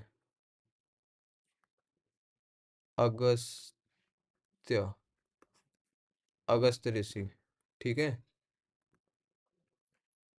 तो ऋषि अगस्त्य ने जो है दक्षिण भारत में आर्य संस्कृति के तत्वों को दक्षिण भारत में पैरा फैलाया था, ऋषि अगस्त्य ने। और संगम काल के 4 वर्ग थे। संगम काल में 4 वर्ग थे, कौन से थे? ब्राह्मण, शासक, किसान और वणिक, ठीक है? इनको कहा जाता था, जो जो तमिल शब्दावली है वो कौन-सी है? तो अंडनार, अंडनार ब्राह्मण को कहा जाता था। और अरसर जो है ये शासक के लिए शब्द आता है, अरसर। अरसर शासक हो गया, अंडनार ब्राह्मण हो गया, वेलालर किसान होते थे, ठीक है? वेलालर किसान होते थे। और वेनिगर जो शब्द है ये वणिक के लिए आता है। वेनिगर जो शब्द है ये वणिक के लिए आता है, व्यापारी। वणिक कौन होता है? व्यापारी।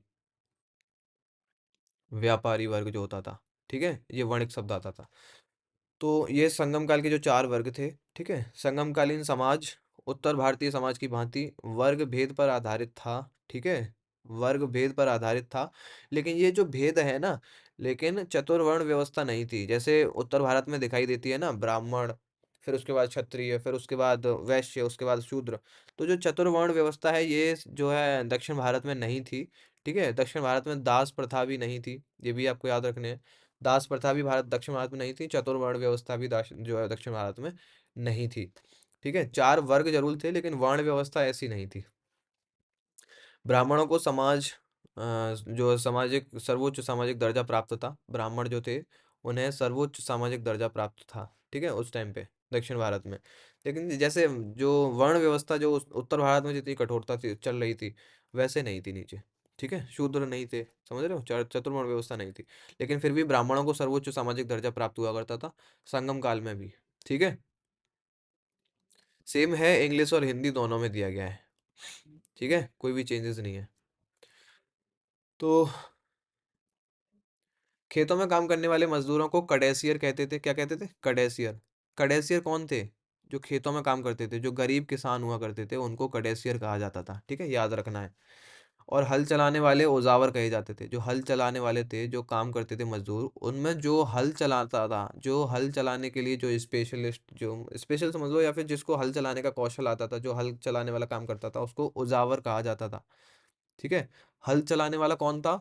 उजावर। वैसे गरीब किसान को क्या कहते थे? कडेसियर। वेलालर जो थे ना वो थोड़े से समृद्ध किसान हुआ करते थे, समझ रहे हो?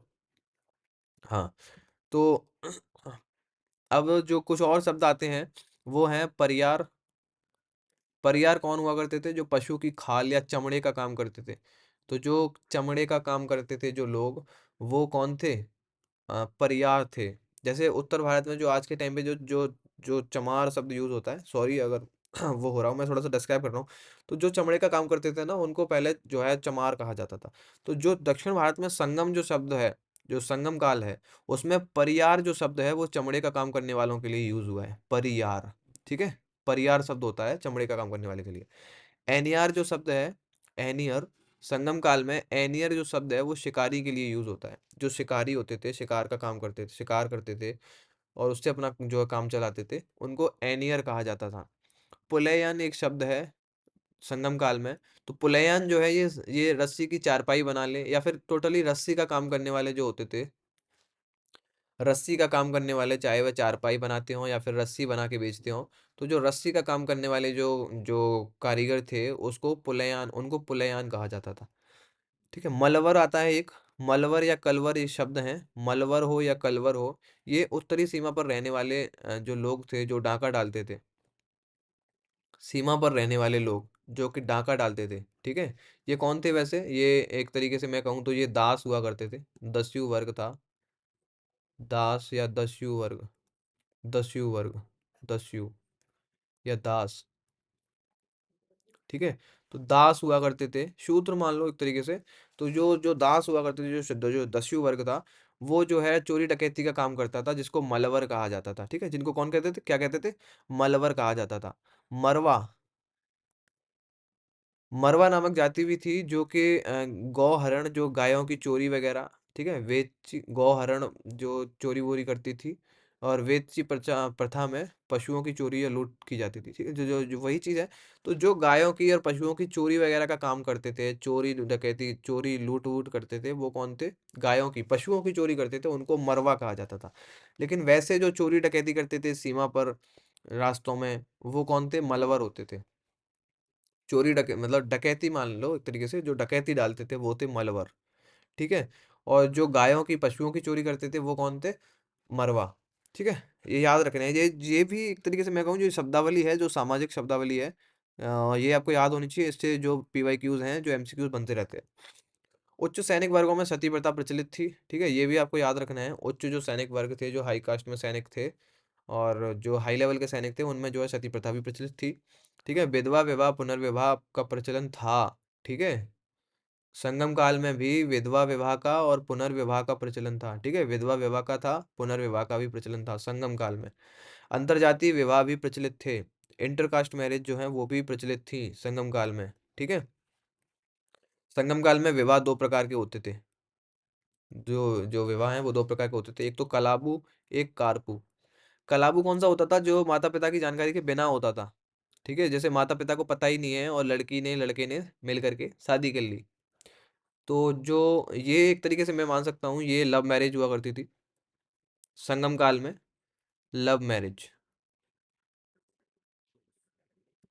तो जो लव मैरिज हुआ करती थी वो क्या था? कलाबू, ठीक है? बाकी कारपू जो था ये परिवार वालों द्वारा कराया जाता था, ये अरेंज मैरिज थी। अरेंज मैरिज जो परिवार वाले करवाते थे, ठीक है? ये अरेंज मैरिज थी।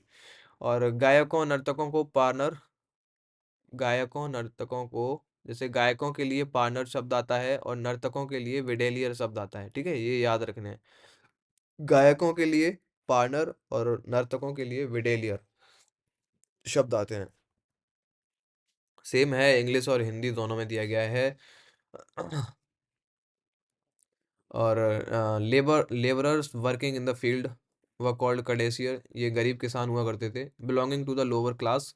और one who ploughed was called Uzhavar. Paraiyar क्या थे? Those who involved in working with animal hides and leathers, जो चमड़े का काम करते थे वो थे। एनियर कौन थे? ये शिकारी हुआ करते थे। पुलैयान कौन थे? Those who made ropes and ropes और did work involving ropes. Pulaiyan, ropes क्या होता है? रस्सी, ठीक है? तो जो रस्सी का काम करने वाले थे वो होते थे पुलैयान। मलवर या कलवर जो थे ये डकैती का काम करते थे, ठीक है? एंगेजिंग इन और डेकोइटी और the Maravar tribe practised the Vetchi system, ये जो पशुओं की चोरी वगैरह करती थी। हाई मिलिट्री क्लास में सती प्रथा प्रचलित थी, विडो मैरिज भी थी, रीमैरिज भी प्रचलित थी, इंटरकास्ट मैरिज भी प्रचलित थी। ठीक है। कलाबू हो गया लव मैरिज। ठीक है। कापरू हो गया अरेंज मैरिज। पार्टनर और वेडेलियर, पार्टनर जो हो गया ये सिंगर्स के लिए हो गया, और वेडेलियर जो है ये डांसर्स के लिए शब्द यूज होते हैं। याद रखने हैं आपको। और ये कुछ जो उस टाइम का जो मेन म्यूजिकल इंस्ट्रूमेंट था, संगम काल में जो मेन म्यूजिकल इंस्ट्रूमेंट था वो क्या था, वो याल था। याल संगम काल का वाद्य यंत्र था, मुख्य वाद्य यंत्र था याल। लेकिन राजा को जो जगाते थे वो कौन सा था, मुरुची, ढोल बजा करके कवि जगाते थे। ठीक है, ये याद रखना।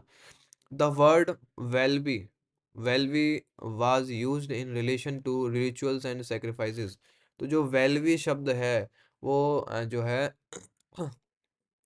यज्ञ के संबंध में प्रयुक्त होता है। वेल्वी जो शब्द है संगम काल में, वेल्वी शब्द जो है यज्ञ के संबंध में प्रयुक्त किया गया है। वेल्वी शब्द यज्ञ के लिए यूज हुआ है। मुख्य वाद्य यंत्र क्या था, याल। ठीक है। कौवा जो है संगम काल में शुभ पक्षी माना जाता था। ठीक है, शुभ पक्षी माना जाता था कौवा। ठीक है, good omen, symbol of good omen. कौवा is considered as the symbol of good omen. ठीक है, ये याद रखना है। तो संगम काल में जो जो शुभ पक्षी, पवित्र पक्षी माना जाता है कौन सा, कौवा। ये कुछ कास्ट्स हैं जो संगम काल की हैं, और उनके जो ऑक्यूपेशन है वो ये हैं। ठीक है। क्या है, जैसे संगम काल में उमनार, उमनार जाति होती थी, उसका काम क्या था, वो नमक का काम करती थी। उमनार जाति थी वो नमक का काम करती थी। कुचावर जाति है वो कुम्हार का काम करती है। और कोलालर जाति, कोलार जाति है वो लोहार का काम करती है। थैचर खाती होते थे। वन्नार धोबी होते थे। ठीक है, जो धोबी का काम करती थी। धोबियों को जो है संगम काल में धोबियों के लिए वन्नार शब्द आता है। ठीक है, लोहार के लिए कोलार शब्द आता है, कुम्हार के लिए कुचावर शब्द आता है, नमक का काम करने वालों के लिए उमनार शब्द आता है। ये याद रखने हैं। ठीक है, हलवाई के लिए उलावर शब्द आता है। हलवाई के लिए क्या शब्द है, उलावर शब्द आता है संगम काल में, संगम साहित्य में। बाकी मछुआरों के लिए परादावार शब्द यूज हुआ है। परादावार जो शब्द है वो मछुआरों के लिए यूज हुआ है संगम साहित्य में। ठीक है, ये याद रखने हैं आपको।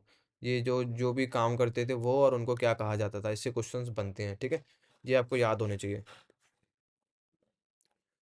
और इसके बाद आर्थिक स्थिति देख लेते हैं। तो संगम काल में कृषि, पशुपालन और शिकार जीविका के ये मुख्य आधार हुआ करते थे। ठीक है।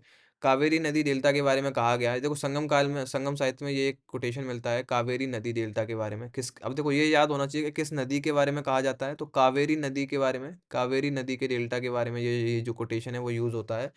कोटेशन क्या है कि जितनी जमीन पर एक हाथी लेट सकता हो, ठीक है, जितनी जमीन पर एक हाथी लेट सकता हो उतनी जमीन 7 आदमियों का पेट भर सकती थी। ठीक है, किस नदी के बारे में, कावेरी नदी का डेल्टा था उसके बारे में कहा जाता था कि जितनी जमीन पर कावेरी नदी के डेल्टा में एक हाथी लेट सकता हो उतनी जमीन जो है 7 आदमियों का पेट भर सकती थी पूरी साल। ठीक है, तो ये याद रखना है। भूमि कर को करई कहते थे। तो जो संगम काल में भूमि कर हुआ करता था उसको क्या कहते थे, करई कहते थे, जो कि 1/6 हुआ करता था। भूमि कर 1/6 करई कहते थे। कटमई राजा को दिया जाने वाला भाग था। कटमई जो था वो राजा को दिया जाने वाला भाग था। राजा होने के नाते जो जो जो महाजनपदों में दिया जाता था, जनपद टाइम पीरियड पर दिए देते थे ना, उसमें अ, उत्तर वैदिक काल में जो भाग लेता था राजा, ठीक है, वही भाग समझ लो एक तरीके से। तो जो कटमई था वो राजा को दिया जाने वाला भाग था, क्योंकि वो राजा था और उनकी रक्षा करता था, इस वजह से उसको भाग दिया जाता था। बाकी करई जो था ये भूमि कर था, जितनी ऊपर हो रही है उसमें से 1/6 जो है वो कर देना है भूमि के रूप में। भाग भी हुआ करता था जो राजा को दिया जाने वाला कर था। ठीक है, राजा को दिए जाते थे। बाकी संगम साहित्य में गेहूं का उल्लेख नहीं मिलता है। ठीक है, संगम साहित्य में कहीं भी गेहूं का उल्लेख नहीं हुआ है, ये भी याद रखना है। संगम साहित्य में कहीं गेहूं का उल्लेख नहीं है। बाकी धान, गन्ना, रागी, जौ, ये चारों फसलें और जो है संगम साहित्य में वर्णन किया गया है इन चारों का। धान, गन्ना, रागी, जौ चारों वर्णित हैं, लेकिन गेहूं का संगम साहित्य में कहीं भी उल्लेख नहीं है, ये आपको याद रखना है। ठीक है। और जहाज़ों का निर्माण जो है, ये व्यवसाय हैं जो कुछ काम, जो काम धंधे जो बताते हैं ना, तो जहाज़ों का निर्माण, कताई बुनाई, ये महत्वपूर्ण उद्योग थे। संगम टाइम पीरियड पे, संगम काल में जहाज़ों का निर्माण और कताई बुनाई महत्वपूर्ण उद्योग थे। ठीक है। उरैयूर उस टाइम पे सूती वस्त्रों के लिए प्रसिद्ध था, ये मैं बता चुका हूँ। सूती वस्त्रों के लिए सबसे महत्वपूर्ण था संगम टाइम पीरियड में उरैयूर, ठीक है। अधिकांश व्यापार जो है वो वस्तु विनिमय द्वारा होता था, ठीक है। जैसे वस्तु विनिमय तो समझते होंगे ना, कोई चीज मेरे पास है तू ले ले, तेरे पास जो चीज है वो मुझे दे दे, समझ रहे हो। तो जो वस्तु विनिमय द्वारा जो व्यापार है वो हुआ करता था संगम काल में। और बाजार को अवनम कहते थे। जैसे हम लोग कहते हैं ना चलो बाजार चल रहे हैं, तो वहाँ अवनम शब्द यूज होता था। जैसे चलो अवनम चलते हैं, ठीक है। तो जो अवनम है वो बाजार के लिए शब्द यूज होता था। अधिकांश जो व्यापार है वो वस्तु विनिमय द्वारा होता था। सेम है इंग्लिश और हिंदी दोनों में। During the Sangam period agriculture and animal husbandry and hunting were the most main sources of livelihood, ठीक है। The land text was called करई, which was one of the produce, which was one six, एक बटे छः, one six of the produce, एक बटे छः उपज का एक बटे छः हुआ करता था, ठीक है। कदमई था, ये भी जो है राजा को दिया जाने वाला एक भाग था।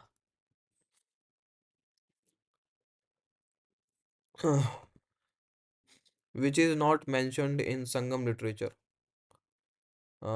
Wheat, sorry, wheat is not mentioned in Sangam literature. तो जो गेहूं है उसका वर्णन जो है संगम साहित्य में नहीं मिलता, ये मैं बता चुका हूँ। सेम है इंग्लिश और हिंदी दोनों में, कोई भी चेंज नहीं है, ठीक है। Markets, market was called Avanam, market was called Avanam. Sangam साहित्य के प्रमुख जो बंदरगाह हैं उनको समझ लेते हैं, ठीक है। बंदरगाहों में जैसे पूर्वी तट के बंदरगाह, ठीक है। तो पूर्वी तट की अपेक्षा जो है पश्चिमी तट पर सबसे ज़्यादा बंदरगाह थे। देखो, सबसे ज़्यादा जो बंदरगाह हैं वो पश्चिमी तट पर थे, और पश्चिमी तट पर जो है वो चेरा राज्य के बंदरगाह ही माने जाएंगे, ठीक है। ज़्यादातर बंदरगाह पश्चिमी तट पर चेरा राज्य के थे। पश्चिमी तट के मुख्य बंदरगाह हैं नोरा, तोंडी, मुशीरी, कोडुमनम, बंदर, वांजी। वांजी या करूर एक ही बात है, दोनों एक ही के नाम है, वांजी या करूर, ठीक है। और पांड्य राज्य के जो बंदरगाह थे, देखो ये सारे जो बंदरगाह हैं ये हैं आपके चेरा राज्य के। ये जो सारे बंदरगाह मैंने आपको बताए, ये कौन से राज्य के हैं? चेरा राज्य के, चेरा राज्य के हैं। बाकी पांड्य राज्य के बंदरगाहों में आते हैं शालियूर, कोरकई। ये शालियूर और कोरकई हैं, ये पूर्वी तट पर हैं, पूर्वी तट पर स्थित थे, ठीक है। और बाकी नेलसिंडा जो है ये पश्चिमी तट पर स्थित था, लेकिन नेलसिंडा किसका था? पांड्यों का था, ठीक है।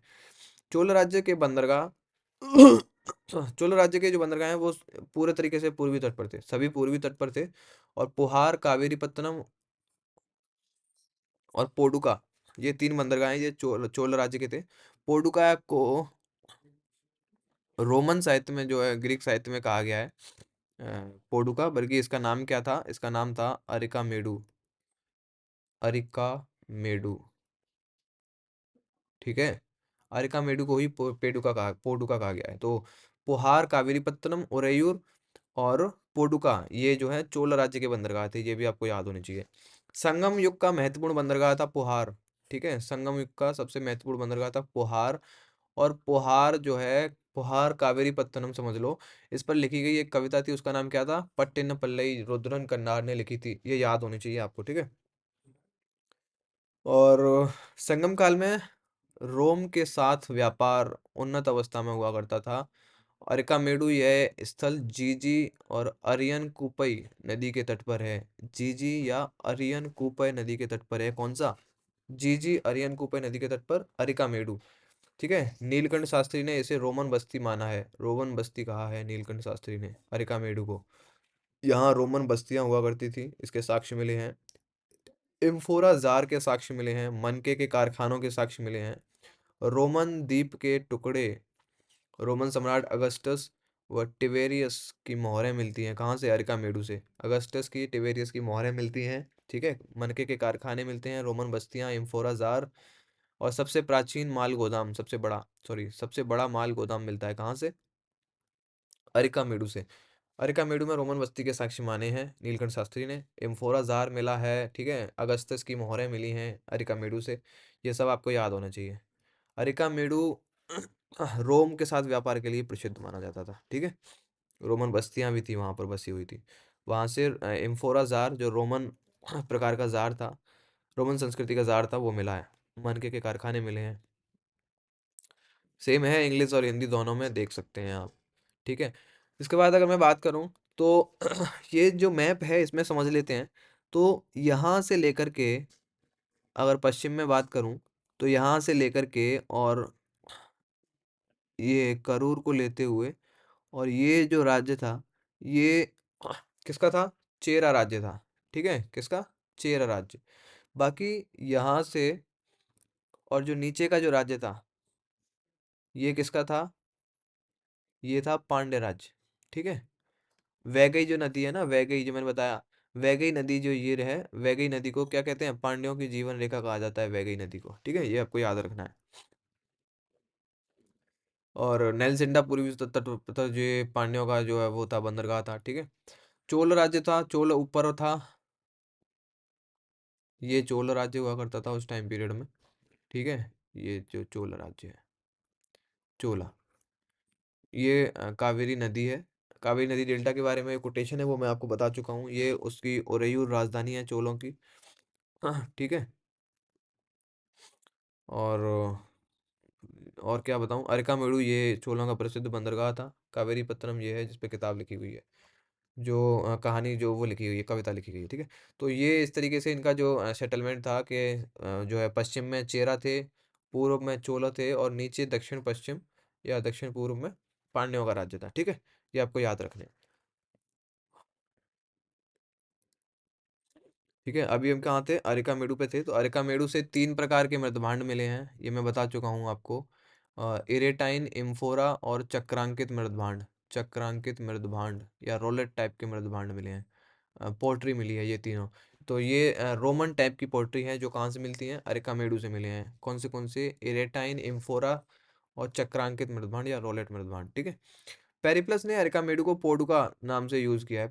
पेरिप्लस ऑफ द एरिथ्रियन सी ये एक अज्ञात लेखक की है। ठीक है? अननोन राइटर हैं इसके, जिसका कोई पता नहीं है कौन है। पेरिप्लस ऑफ द एरिथ्रियन सी में अरिकामेडु के लिए जो शब्द यूज हुआ है वो क्या है? पोडुका। ठीक है? चेरों की प्राचीन राजधानी करूर, करूर से भी सुराहियों के टुकड़े, रोमन ताम्र सिक्के, ग्रेफाइट चिन्हों वाले काले एवं लाल मिट्टी के बर्तन, ये जो कहाँ से मिले हैं? करूर से। तो चेरों की जो राजधानी थी वांजी या करूर, वहां से भी जो है रोमन साक्ष्य मिलते हैं। रोमन सुराहियों के टुकड़े या फिर रोमन तांबे के सिक्के मिलते हैं। कहाँ से? करूर से। एक तो अरिकामेडु हो गया जो फेमस है रोम व्यापार के लिए। ठीक है? करूर वगैरह से भी, करूर जो वांजी है ये चेरा राज्य में है। अरिकामेडु तो कहाँ पे था? चोल राज्य में था। ठीक है? तो चेरा राज्य में जो है करूर था, वो भी वहां से भी कुछ एविडेंस मिले हैं जो रोमन व्यापारियों के साथ में व्यापार के साक्ष्य जो है बताते हैं, व्यापार के साक्ष्य प्रदर्शित करते हैं। ठीक है? क्या क्या मिला है? जैसे रोमन के सिक्के मिले हैं। ठीक है? ग्रेफाइट चिन्हों वाले जो मिट्टी के बर्तन मिले हैं। बाकी रोमन सुराहियां मिली हैं, सुराहियों के टुकड़े मिलते हैं। कहाँ से? करूर से, चेरा राज्य में। कोडुमनल संगम काल का एक व्यापारिक केंद्र था। कोडुमनल फेमस है, कोडुमनल। ठीक है? याद रखना, कोडुमनल एक व्यापारिक केंद्र था। संगम साहित्य में यहाँ भारत रोम व्यापार का वर्णन मिलता है। ठीक है? कोरुमंडल में भी मिलता है।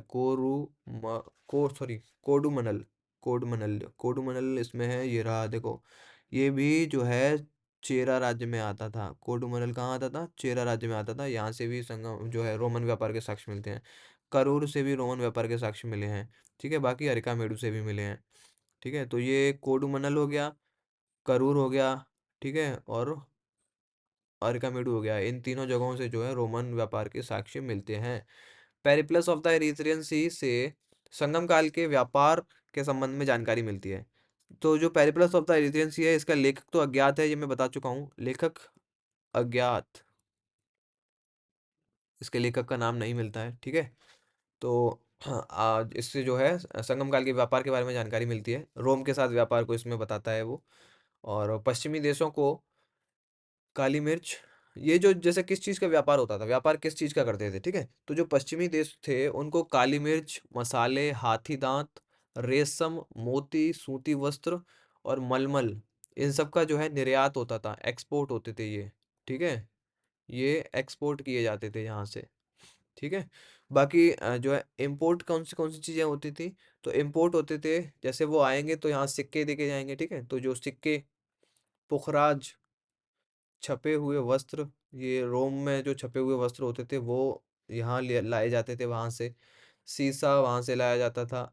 सीसा क्या है? ये धातु है। ठीक है? लेड, LEAD, लेड धातु है सीसा, कांच नहीं है। तो जो सीसा टिन, तांबा और शराब, मेनली शराब, ठीक है, शराब, ये सारी चीज़ें वहाँ से जो है व्यापार के तौर पर बाहर से जो है आयात की जाती थी संगम काल में। सर्वाधिक आयात जो है वो सोना चांदी का होता था, ठीक है। सर्वाधिक जो आयात है वो किसका होता था, सोना चांदी का होता था संगम टाइम पीरियड में। और जो निर्यात है वो तो है ही है, काली मिर्च और हाथी दांत, रेशमी वस्त्र, सूती वस्त्र, मलमल का ये सारी चीजें। काली मिर्च को जो है रोमिला थापर ने, काली मिर्च को रोमिला थापर ने काला सोना कहा है। काला सोना यहाँ से ले जाते थे, क्या है, काला सोना, काली मिर्च। काली मिर्च को काला सोना कहा है रोमिला थापर ने। लेकिन बाहर से सबसे ज़्यादा जो आयात है वो सोना चांदी का होता था। शराब वगैरह भी आयात की जाती थी, ठीक है। ये याद रखना है, तो जो चीज़ें आयात करती थी वो भी याद रखो, जो चीज़ें यहाँ से जाती थी वो भी याद रखो। रोमिला थापर ने काली मिर्च को काला सोना कहा। सेम है, इंग्लिश में और हिंदी में सेम मटेरियल है, ठीक है। बाकी बात करें तो यवन व्यापारी मुशीरी में जहाज़ों में सोना भरकर लाते थे। मुशीरी में, मुशीरी कहाँ था, ये चेरा राज्य में था, ठीक है। तो मुशीरी में जहाज़ों में सोना भरकर लाते थे। और लाल मिर्च, सॉरी, और काली मिर्च समुद्र और पर्वतों से, समुद्रों से पर्वतों से जो जो दुर्लभ वस्तुएं मिलती थी, मोतियां मिलते थे, वो यहाँ से ले जाते थे। ये मुशीरी कहाँ पे था, देखो, ये है मुशीरी, ठीक है, मुशीरी। तो जो ये कोटेशन दिया गया है कि जो यवन व्यापारी हैं वो मुशीरी में जहाज़ों में सोना भरकर लाते थे, ठीक है, रोम से सोना लेकर के आते थे और यहाँ से जो है काली मिर्च और जो बहुमूल्य वस्तुएं हैं, जो जो मोती वगैरह हैं, वो यहाँ से खरीद करके ले जाते थे, सोने के बदले सोना यहाँ दे जाते थे, ठीक है। तो ये भी वर्णन मिलता है, ठीक है। पुहार एक सर्वदेशीय महानगर था। सर्वदेशीय मतलब कॉस्मोपॉलिटन सिटी। सर्वदेशीय मतलब कि यहाँ सभी देशों के जो व्यापारी हैं वो रहा करते थे पुहार में, ठीक है, महानगर था पुहार। सभी देशों के व्यापारी रहा करते थे, जैसे रहते नहीं है, एक एक व्यापारी यहाँ व्यापार कर रहा है, चीज़ों को खरीद रहा है, ठीक है, यहाँ से चीज़ खरीद करके जो व्यापारी आ रहे हैं उनको देता है, वो अपने देश में ले जाते हैं, तो वहाँ का एक एजेंट टाइप में यहाँ रहता था पुहार में। तो सर्वदेशीय महानगर था पुहार। यहाँ विभिन्न देशों के नागरिक रहते थे, ठीक है। सभी देशों के जो जो अलग अलग देश थे उनके नागरिक यहाँ रहते थे, यहाँ से चीज़ें खरीदते थे, भाव ताव मोल भाव करते थे, खरीदने के बाद में जहाज़ों में लाद करके भेज देते थे, ठीक है। तो पुहार जो है ये सर्वदेशीय महानगर था उस टाइम पीरियड पे, ठीक है, कॉस्मोपॉलिटन सिटी था। नीर पेयारू भी एक समुद्री बंदरगाह था, ठीक है। नीर पेयारू ये भी एक समुद्री बंदरगाह था जिसे जहाँ से पश्चिम से घोड़ा आयात किया जाता था। तो जो पश्चिम से घोड़े आयात किए जाते थे, वेस्टर्न कंट्रीज से जो घोड़े का जो इंपोर्ट किया जाता था, वो मेनली ज़्यादातर जो घोड़े इंपोर्ट होते थे वो नीर पेयारू से होते थे, ठीक है।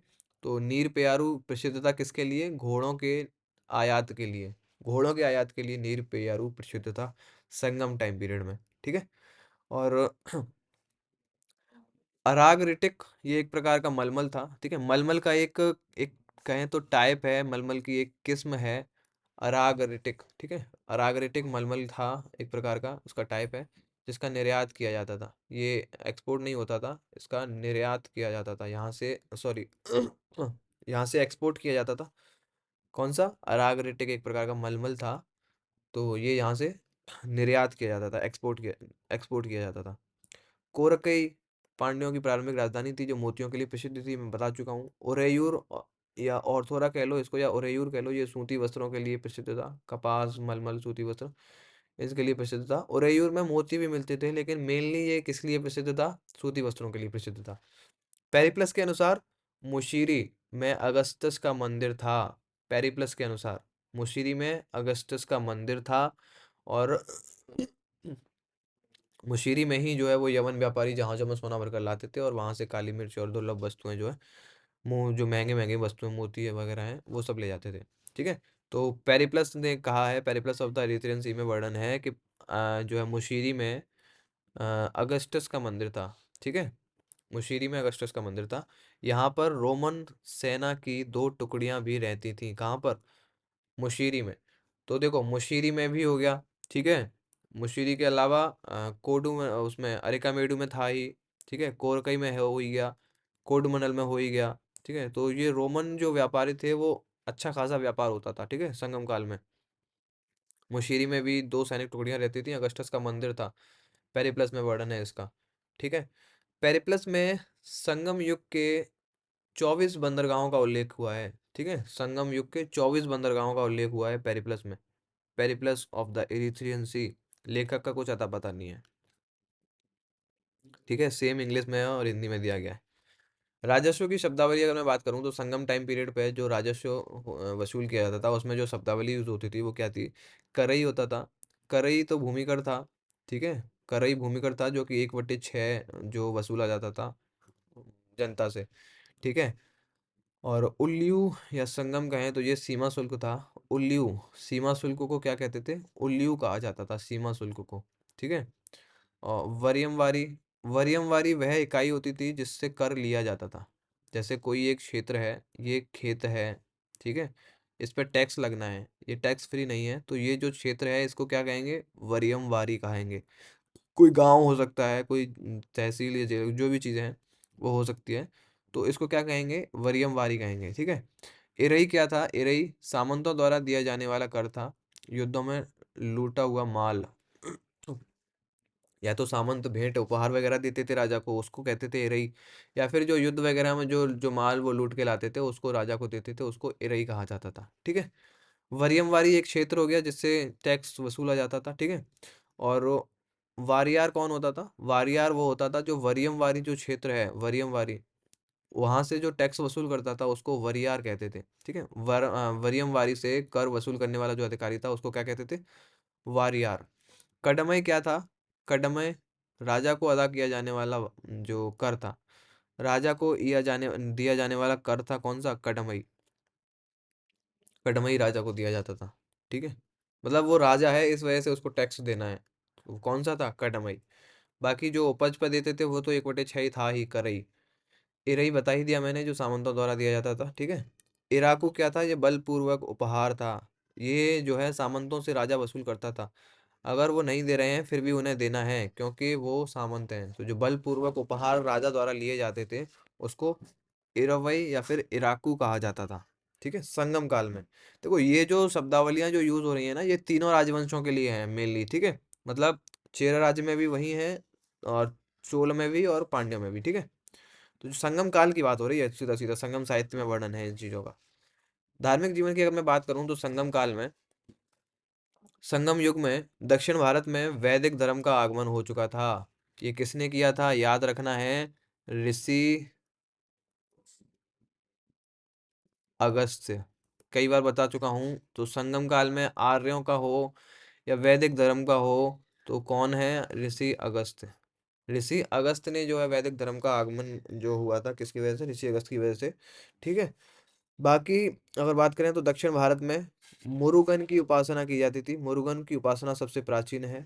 मुरुगन मुरुगन का एक अन्य नाम जो है वो सुब्रमण्यम भी मिलता है। सुब्रमण्यम भी मुरुगन का ही नाम मिलता है, सुब्रमण्यम। मुरुगन की उपासना सबसे प्राचीन है। ठीक है, दक्षिण भारत में। और इसका एक और नाम क्या है? सुब्रमण्यम। बाद में सुब्रमण्यम का एकीकरण जो है वो स्कंद कार्तिकेय से जो है किया गया था। जो समीकरण है सुब्रमण्यम का, किससे किया गया? स्कंद कार्तिकेय से किया गया था सुब्रमण्यम का जो है जो वो है समीकरण। ठीक है। तो सुब्रमण्यम नाम किसका है? मुरुगन का है। ठीक है। मुरुगन का प्रतीक क्या हुआ करता था? मुर्गा हुआ करता था। मुरुगन का जो प्रतीक है वो क्या था? मुर्गा। मुरुगन का प्रतीक जो है वो मुर्गा हुआ करता था। ठीक है। मुरुगन का ही नाम है सुब्रमण्यम। सबसे प्राचीन उपासना है इसकी, सबसे पुराना जो मुरुगन की उपासना के हिसाब से मिलते हैं दक्षिण भारत में। ठीक है।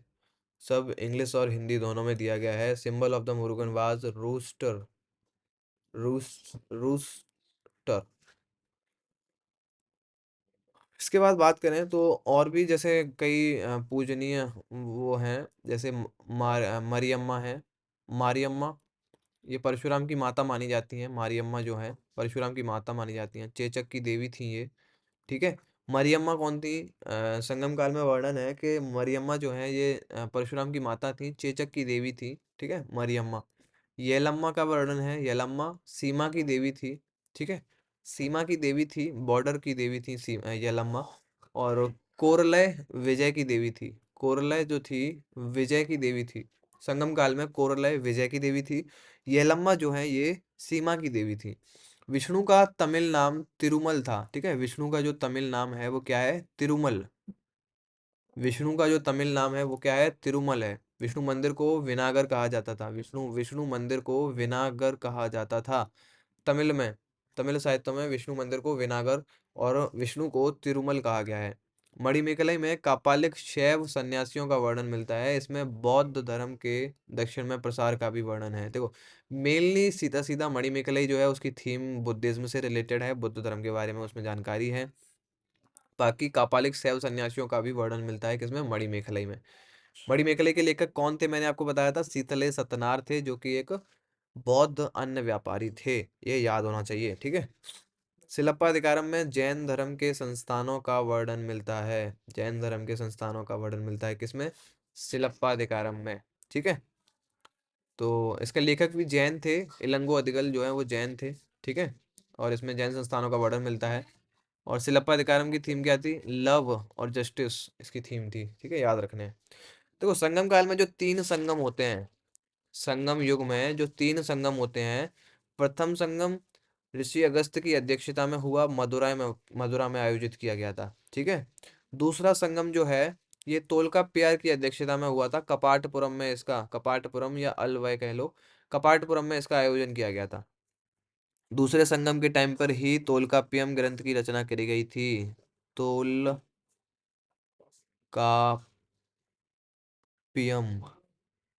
ठीक है। तोलकाप्पियम जो ग्रंथ है उसकी रचना दूसरे संगम में ही करी गई थी।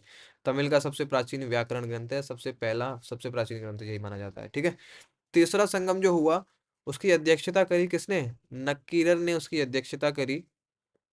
और उसका जो आयोजन है वो उत्तरी मदुरा में किया गया था। नक्कीरर ने इसकी अध्यक्षता करी। इसका जो नक्कीरर ने जो बुक लिखी वो कौन सी थी, नेदुन अल वदय, ठीक है। नेदुन नेदुन अल वदय, नेदुन अल वदय नक्कीरर की बुक है, जिसमें पांड्य राजा नेदुन जेलियन और उसकी रानी का वर्णन किया गया है, ठीक है। ये सब आपको याद रखने हैं, तीनों संगम भी याद रखने हैं, कहाँ हुआ, कौन सी जगह पर हुआ था आयोजन, ठीक है, और उसका अध्यक्ष कौन रहा था। तो सेम है, हिंदी और इंग्लिश दोनों में दिया गया है, कोई भी चेंज नहीं है, ठीक है, सेम मटेरियल है। अगर मैं बात करूं तो संगम साहित्य में कुछ भौगोलिक क्षेत्रों के भी नाम मिलते हैं, इनसे भी क्वेश्चंस मैंने देखे थे, एक दो मुझे पीवाईक्यू मिले, तो मुझे लगा इनसे क्वेश्चन जो है पूछे जाने की संभावना हो सकती है। उसमें क्या है कि संगम साहित्य में जो भौगोलिक क्षेत्रों के नाम मिलते हैं और उनके निवासियों के नाम मिलते हैं और उनके देवताओं के नाम मिलते हैं, ठीक है। तो मेनली जो है वह वैसे देवताओं के तो नहीं पूछता है, लेकिन उनके निवासी जो क्षेत्र थे उनका कुछ जो है बन जाता है, जो वो बन जाता है क्वेश्चन। तो या फिर जो जो जगह थी उनके जो जो नाम है, और जो उसका जो तमिल नाम है वो, और उसका हिंदी मीनिंग क्या है वो, उससे क्वेश्चन बन जाता है मैच द फॉलोइंग में। जैसे कुरिंची शब्द है, तो कुरिंची जो है ये पहाड़ियों के लिए यूज हुआ है। कुरिंची जो शब्द है वो संगम साहित्य में पहाड़ियों के लिए यूज होता है, ठीक है। और कुरवास उसके निवासी थे, उनको कुरवास कहते थे, मुरुगन वहाँ पे पूजा होती थी पहाड़ में, ठीक है, पहाड़ियों में मुरुगन की पूजा की जाती थी। बाकी पलाई है, तो पलाई सूखी रेतीली भूमि के लिए ये शब्द यूज होता है, पलाई, ठीक है, सूखी रेतीली भूमि पलाई। मोरावर वहाँ के निवासी हुआ करते थे जो ऐसी भूमि में रहते थे, और कोनईवई या फिर कोरावई जो है दुर्गा की पूजा करते थे। बाकी क्वेश्चंस देखो, मेनली इनको याद करने की कोई ज़रूरत नहीं है, याद हो ना हो, लेकिन उसका हिंदी मीनिंग आपको याद होना चाहिए उस जगह का, ठीक है। जैसे पलाई का सूखी रेतीली भूमि, कुरिंची का पहाड़ियाँ, ठीक है। मोलाई जो वर्ड यूज़ हुआ है संगम साहित्य में, वो जंगली व चारागाह भूमि के लिए यूज़ हुआ है, जंगली भूमि या चारागाह भूमि के लिए मोलाई शब्द यूज़ होता है, ठीक है। अवार की पूजा होती थी, और मारयान विष्णु की अवार वो जगह के निवासी कहलाते थे, मारयान की पूजा होती थी। बाकी मरुदम जो है, मरुदम जो है ये कृषि उपजाऊ भूमि होती थी, ठीक है। मरुदम जो है ये उपजाऊ भूमि के लिए शब्द यूज हुआ है संगम साहित्य में, मरुदम। मुलाई जंगली चारागाह भूमि के लिए, पलाई सूखी रेतीली भूमि के लिए, नेडल समुद्र तटीय मैदानों के लिए जो है वो नेडल शब्द यूज होता है संगम साहित्य में, नेडल समुद्र तटीय मैदानों के लिए। देखो, ये जो सेक्शन है ये तो याद होना चाहिए, ठीक है, तमिल नेम और उसका हिंदी मीनिंग, मतलब क्या था उसका। बाकी ये आपको याद हो ना हो कोई दिक्कत नहीं है। तो जो नेडल था वहां पर मिनिवार वरुण की पूजा होती थी, वेलारस इंद्र की पूजा होती थी मरुदम में, ठीक है। ये सब था जो इम्पोर्टेंट था संगम साहित्य के बारे में। मुझे नहीं लगता शायद संगम साहित्य से रिलेटेड इसमें कुछ भी मैंने छोड़ा है, ठीक है। और याद करना थोड़ा सा टफ है, क्योंकि जो संगम टाइम पीरियड है उसका जो प्रोनाउंसिएशन है वो थोड़ा सा टफ है। वो याद करना मुश्किल है लेकिन याद करना पड़ेगा, ठीक है? क्वेश्चंस उन्हीं से बनते हैं और जितना मैंने संगम साहित्य के बारे में पढ़ा और जितना मैं कलेक्ट कर पाया वो सारा डेटा मैंने इसमें दे दिया। मुझे नहीं लगता कि इससे बाहर संगम साहित्य से कुछ भी क्वेश्चन आपसे पूछे जा सकते हैं, ठीक है? सारा एक ही क्लास में आपका कवर होने वाला है इसी में। और इसको अगर आप याद कर लेते हैं, बार-बार रिपीट रिवीजन करते हैं तो इसी से आपका काम चल जाएगा, ठीक है? काफ़ी जो इसके जो वर्ड्स हैं वो काफ़ी बोरिंग लगते हैं, याद करने में काफ़ी टफ हैं लेकिन याद करने पड़ेंगे। क्यों? क्योंकि इसी से जो है क्वेश्चंस बनते हैं, चाहे वो यूपीएससी का एग्ज़ाम हो, चाहे वो यूजीसी नेट का एग्ज़ाम हो, ठीक है? अब इससे रिलेटेड जो कुछ पीवाईक्यूज़ मैंने 2-4 इसमें ढूँढ पाए, वो मैं आपको बता देता हूँ। बाकी क्वेश्चंस बहुत सारे हैं, पीवाईक्यू बहुत सारे मिल जाएँगे जो पूछे गए हैं संगम ऐज से रिलेटेड, ठीक है? फर्स्ट क्वेश्चन को देखते हैं तो प्रथम तमिल संगम की स्थापना किसने की थी? ठीक है, तो जो पहला तमिल संगम है उसकी स्थापना किसने करी थी? ऋषि अगस्त्य ने इसकी अध्यक्षता करी, इसी ने इसकी स्थापना करी थी। ये कहाँ पर हुआ था? तो ये मदुरा में हुआ था। कहाँ हुआ था? मदुरा में हुआ था। ये भी आपको याद रखना है, ठीक है? कहाँ हुआ था? मदुरा में हुआ था। दूसरा क्वेश्चन है, संगम साहित्य में वर्णित कनग्गी, जो कनग्गी हैं, कनग्गी कौन है? सिलप्पा अधिकारम जो बुक है, उसका जो महाकाव्य है, उसकी हीरोइन है कनग्गी। तो सिलप्पा अधिकारम सॉरी संगम साहित्य में वर्णित कनग्गी कौन है? तो कनग्गी ये तमिल महाकाव्य की एक नायिका हैं। महाकाव्य कौन सा है? सिलप्पा अधिकारम, ठीक है? उसकी नायिका है कनग्गी। तो इसका ऑप्शन सी सही हो जाएगा। जो तृतीय तमिल संगम हुआ था, जो तीसरा तमिल संगम है वो कहाँ पर हुआ था? तो तीसरा जो तमिल संगम है वो भी मदुरई में हुआ था, ठीक है? उत्तरी मदुरई में। पहला भी मदुरई में, तीसरा मदुरई में। और जो दूसरा तमिल संगम था वो कहाँ हुआ था? वो हुआ था सेकंड जो था वो कहाँ हुआ था? कपाटपुरम में। कपाटपुरम, ठीक है? कपाटपुरम, ये याद होने चाहिए आपको। बाकी एक एक क्वेश्चन देख लेते हैं जो चौथा क्वेश्चन है वो है तोलकाप्पियम नामक संगम साहित्य किस विषय से संबंधित है? ठीक है? देखो मैंने आपको बताया जो तोलकाप्पियम है इसकी जो रचना है वो दूसरे संगम के दौरान सेकंड संगम के दौरान हुई थी। ठीक है? तोल्काप्पियर ने इसकी रचना करी और इसका जो तोल्काप्पियम जो है ये सबसे प्रथम प्राचीन तमिल ग्रंथ है जो किससे रिलेटेड है? व्याकरण से रिलेटेड है। सबसे प्राचीन व्याकरण तमिल ग्रंथ है। सबसे प्राचीन तमिल ग्रंथ है, किससे रिलेटेड है? व्याकरण से रिलेटेड है। ठीक है? ये आपको याद रखना है। इसके बाद क्वेश्चन देखते हैं 5वां, वो है मैच द फॉलोइंग में है, इसमें क्या है? तिरुकुरल और उसके जो है बुक्स दी हुई हैं और बुक्स के जो है लेखक दिए हुए हैं, ठीक है? राइटर्स दिए हुए हैं। तो तिरुकुरल है, तिरुकुरल को तमिल बाइबल भी कहा जाता है, ठीक है? याद रखना है। तो तिरुकुरल का जो लेखक है वो कौन है? तिरुवल्लुवर है तिरुकुरल का लेखक। सिलप्पा अधिकारम के लेखक मैंने कई बार बोल चुका, इलंगो अदिगल सिलप्पा अधिकारम के लेखक हैं, ठीक है? मणिमेखलाई के लेखक हैं सीतले सत्तनार, बौद्ध अन्य व्यापारी थे, याद रखने हैं। बाकी तोल्काप्पियम के जो लेखक हैं ये दूसरे संगम के दौरान लिखी गई तोल्काप्पियर इसके लेखक हैं और तोल्काप्पियम जो है ये सबसे प्राचीन तमिल व्याकरण ग्रंथ है। सबसे प्राचीन तमिल ग्रंथ है जो कि व्याकरण से रिलेटेड है, ठीक है? तो ये याद रखना है। तो A4 B1 सी A4 B1 C2 A4 B1 C2 ये इसका आंसर हो जाएगा, ठीक है? ए इसका आंसर हो जाएगा, C2 और D3। इसके बाद 6 क्वेश्चन देखते हैं। क्वेश्चन नंबर 6, ये कौन सा है कि इनमें से कौन सा तमिलनाडु का बाइबल माना जाता है? तमिलनाडु का बाइबल या तमिल का बाइबल माना जाता है कौन सा? तो तिरुकुरल जो है ये लघु वेद पंचम वेद, ठीक है? तमिल साहित्य में लघु वेद पंचम वेद या फिर तमिल बाइबल माना जाता है तिरुकुरल, ठीक है? याद रखनी है। इसकी रचना किसने करी थी? तिरुवल्लुवर ने करी थी, ये भी याद रखना है। देखो सब कुछ जो है तभी हो पाएगा जब आप रिपीट एंड रिपीट रिवीजन करेंगे। एक बार पढ़ने से संगमेश के क्वेश्चंस तो याद होने वाले नहीं है भाई, क्योंकि इनका प्रोनाउंसिएशन ही इतना टफ है कि उसको आप 3-4 बार जब तक नहीं बोल लोगे तब तक उसका प्रोनाउंसिएशन कर ही नहीं पाओगे। निम्नलिखित में से कौन एक संगम युगीन बंदरगाह नहीं था? ठीक है, तो ये बताने हैं आपको कौन सा संगम काल में इसमें से बंदरगाह नहीं था। तो अरिकामेडु चोल राज्य में बंदरगाह था, उरेयूर चोलों का बंदरगाह था, कोरकई कोरकई जो है ये चेरों का बंद उसका पांड्य राज्य का बंदरगाह था कोरकई, ठीक है। पांड्यों की प्रारंभिक राजधानी थी जो मोतियों के लिए प्रसिद्ध थी, ठीक है।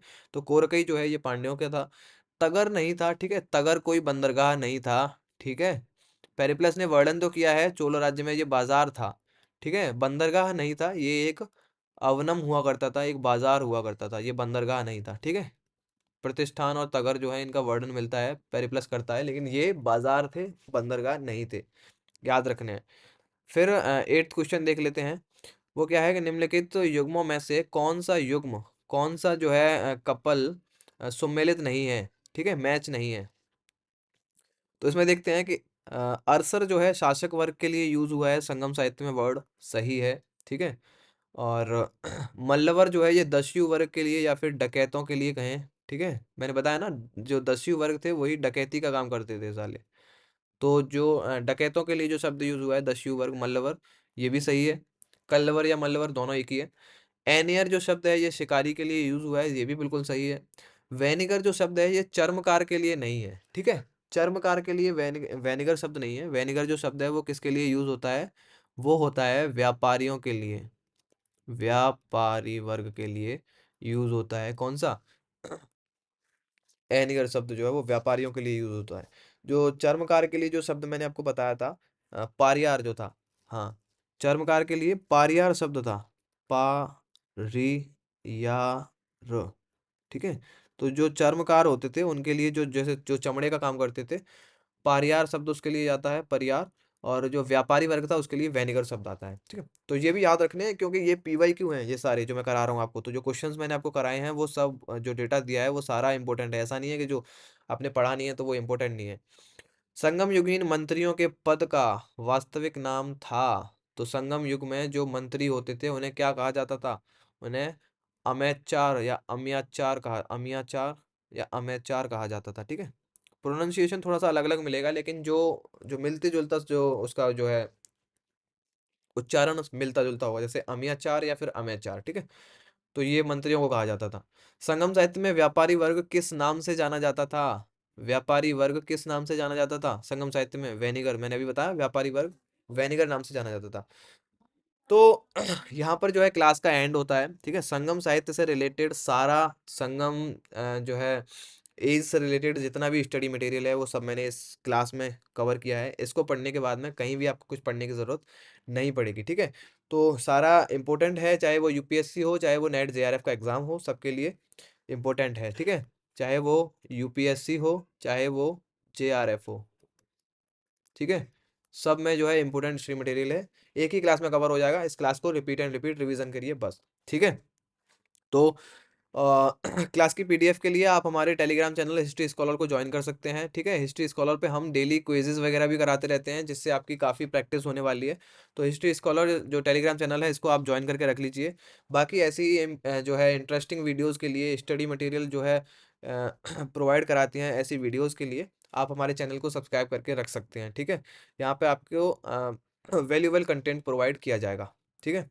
थैंक यू, मिलते हैं नेक्स्ट वीडियो के साथ में। Thank you so much.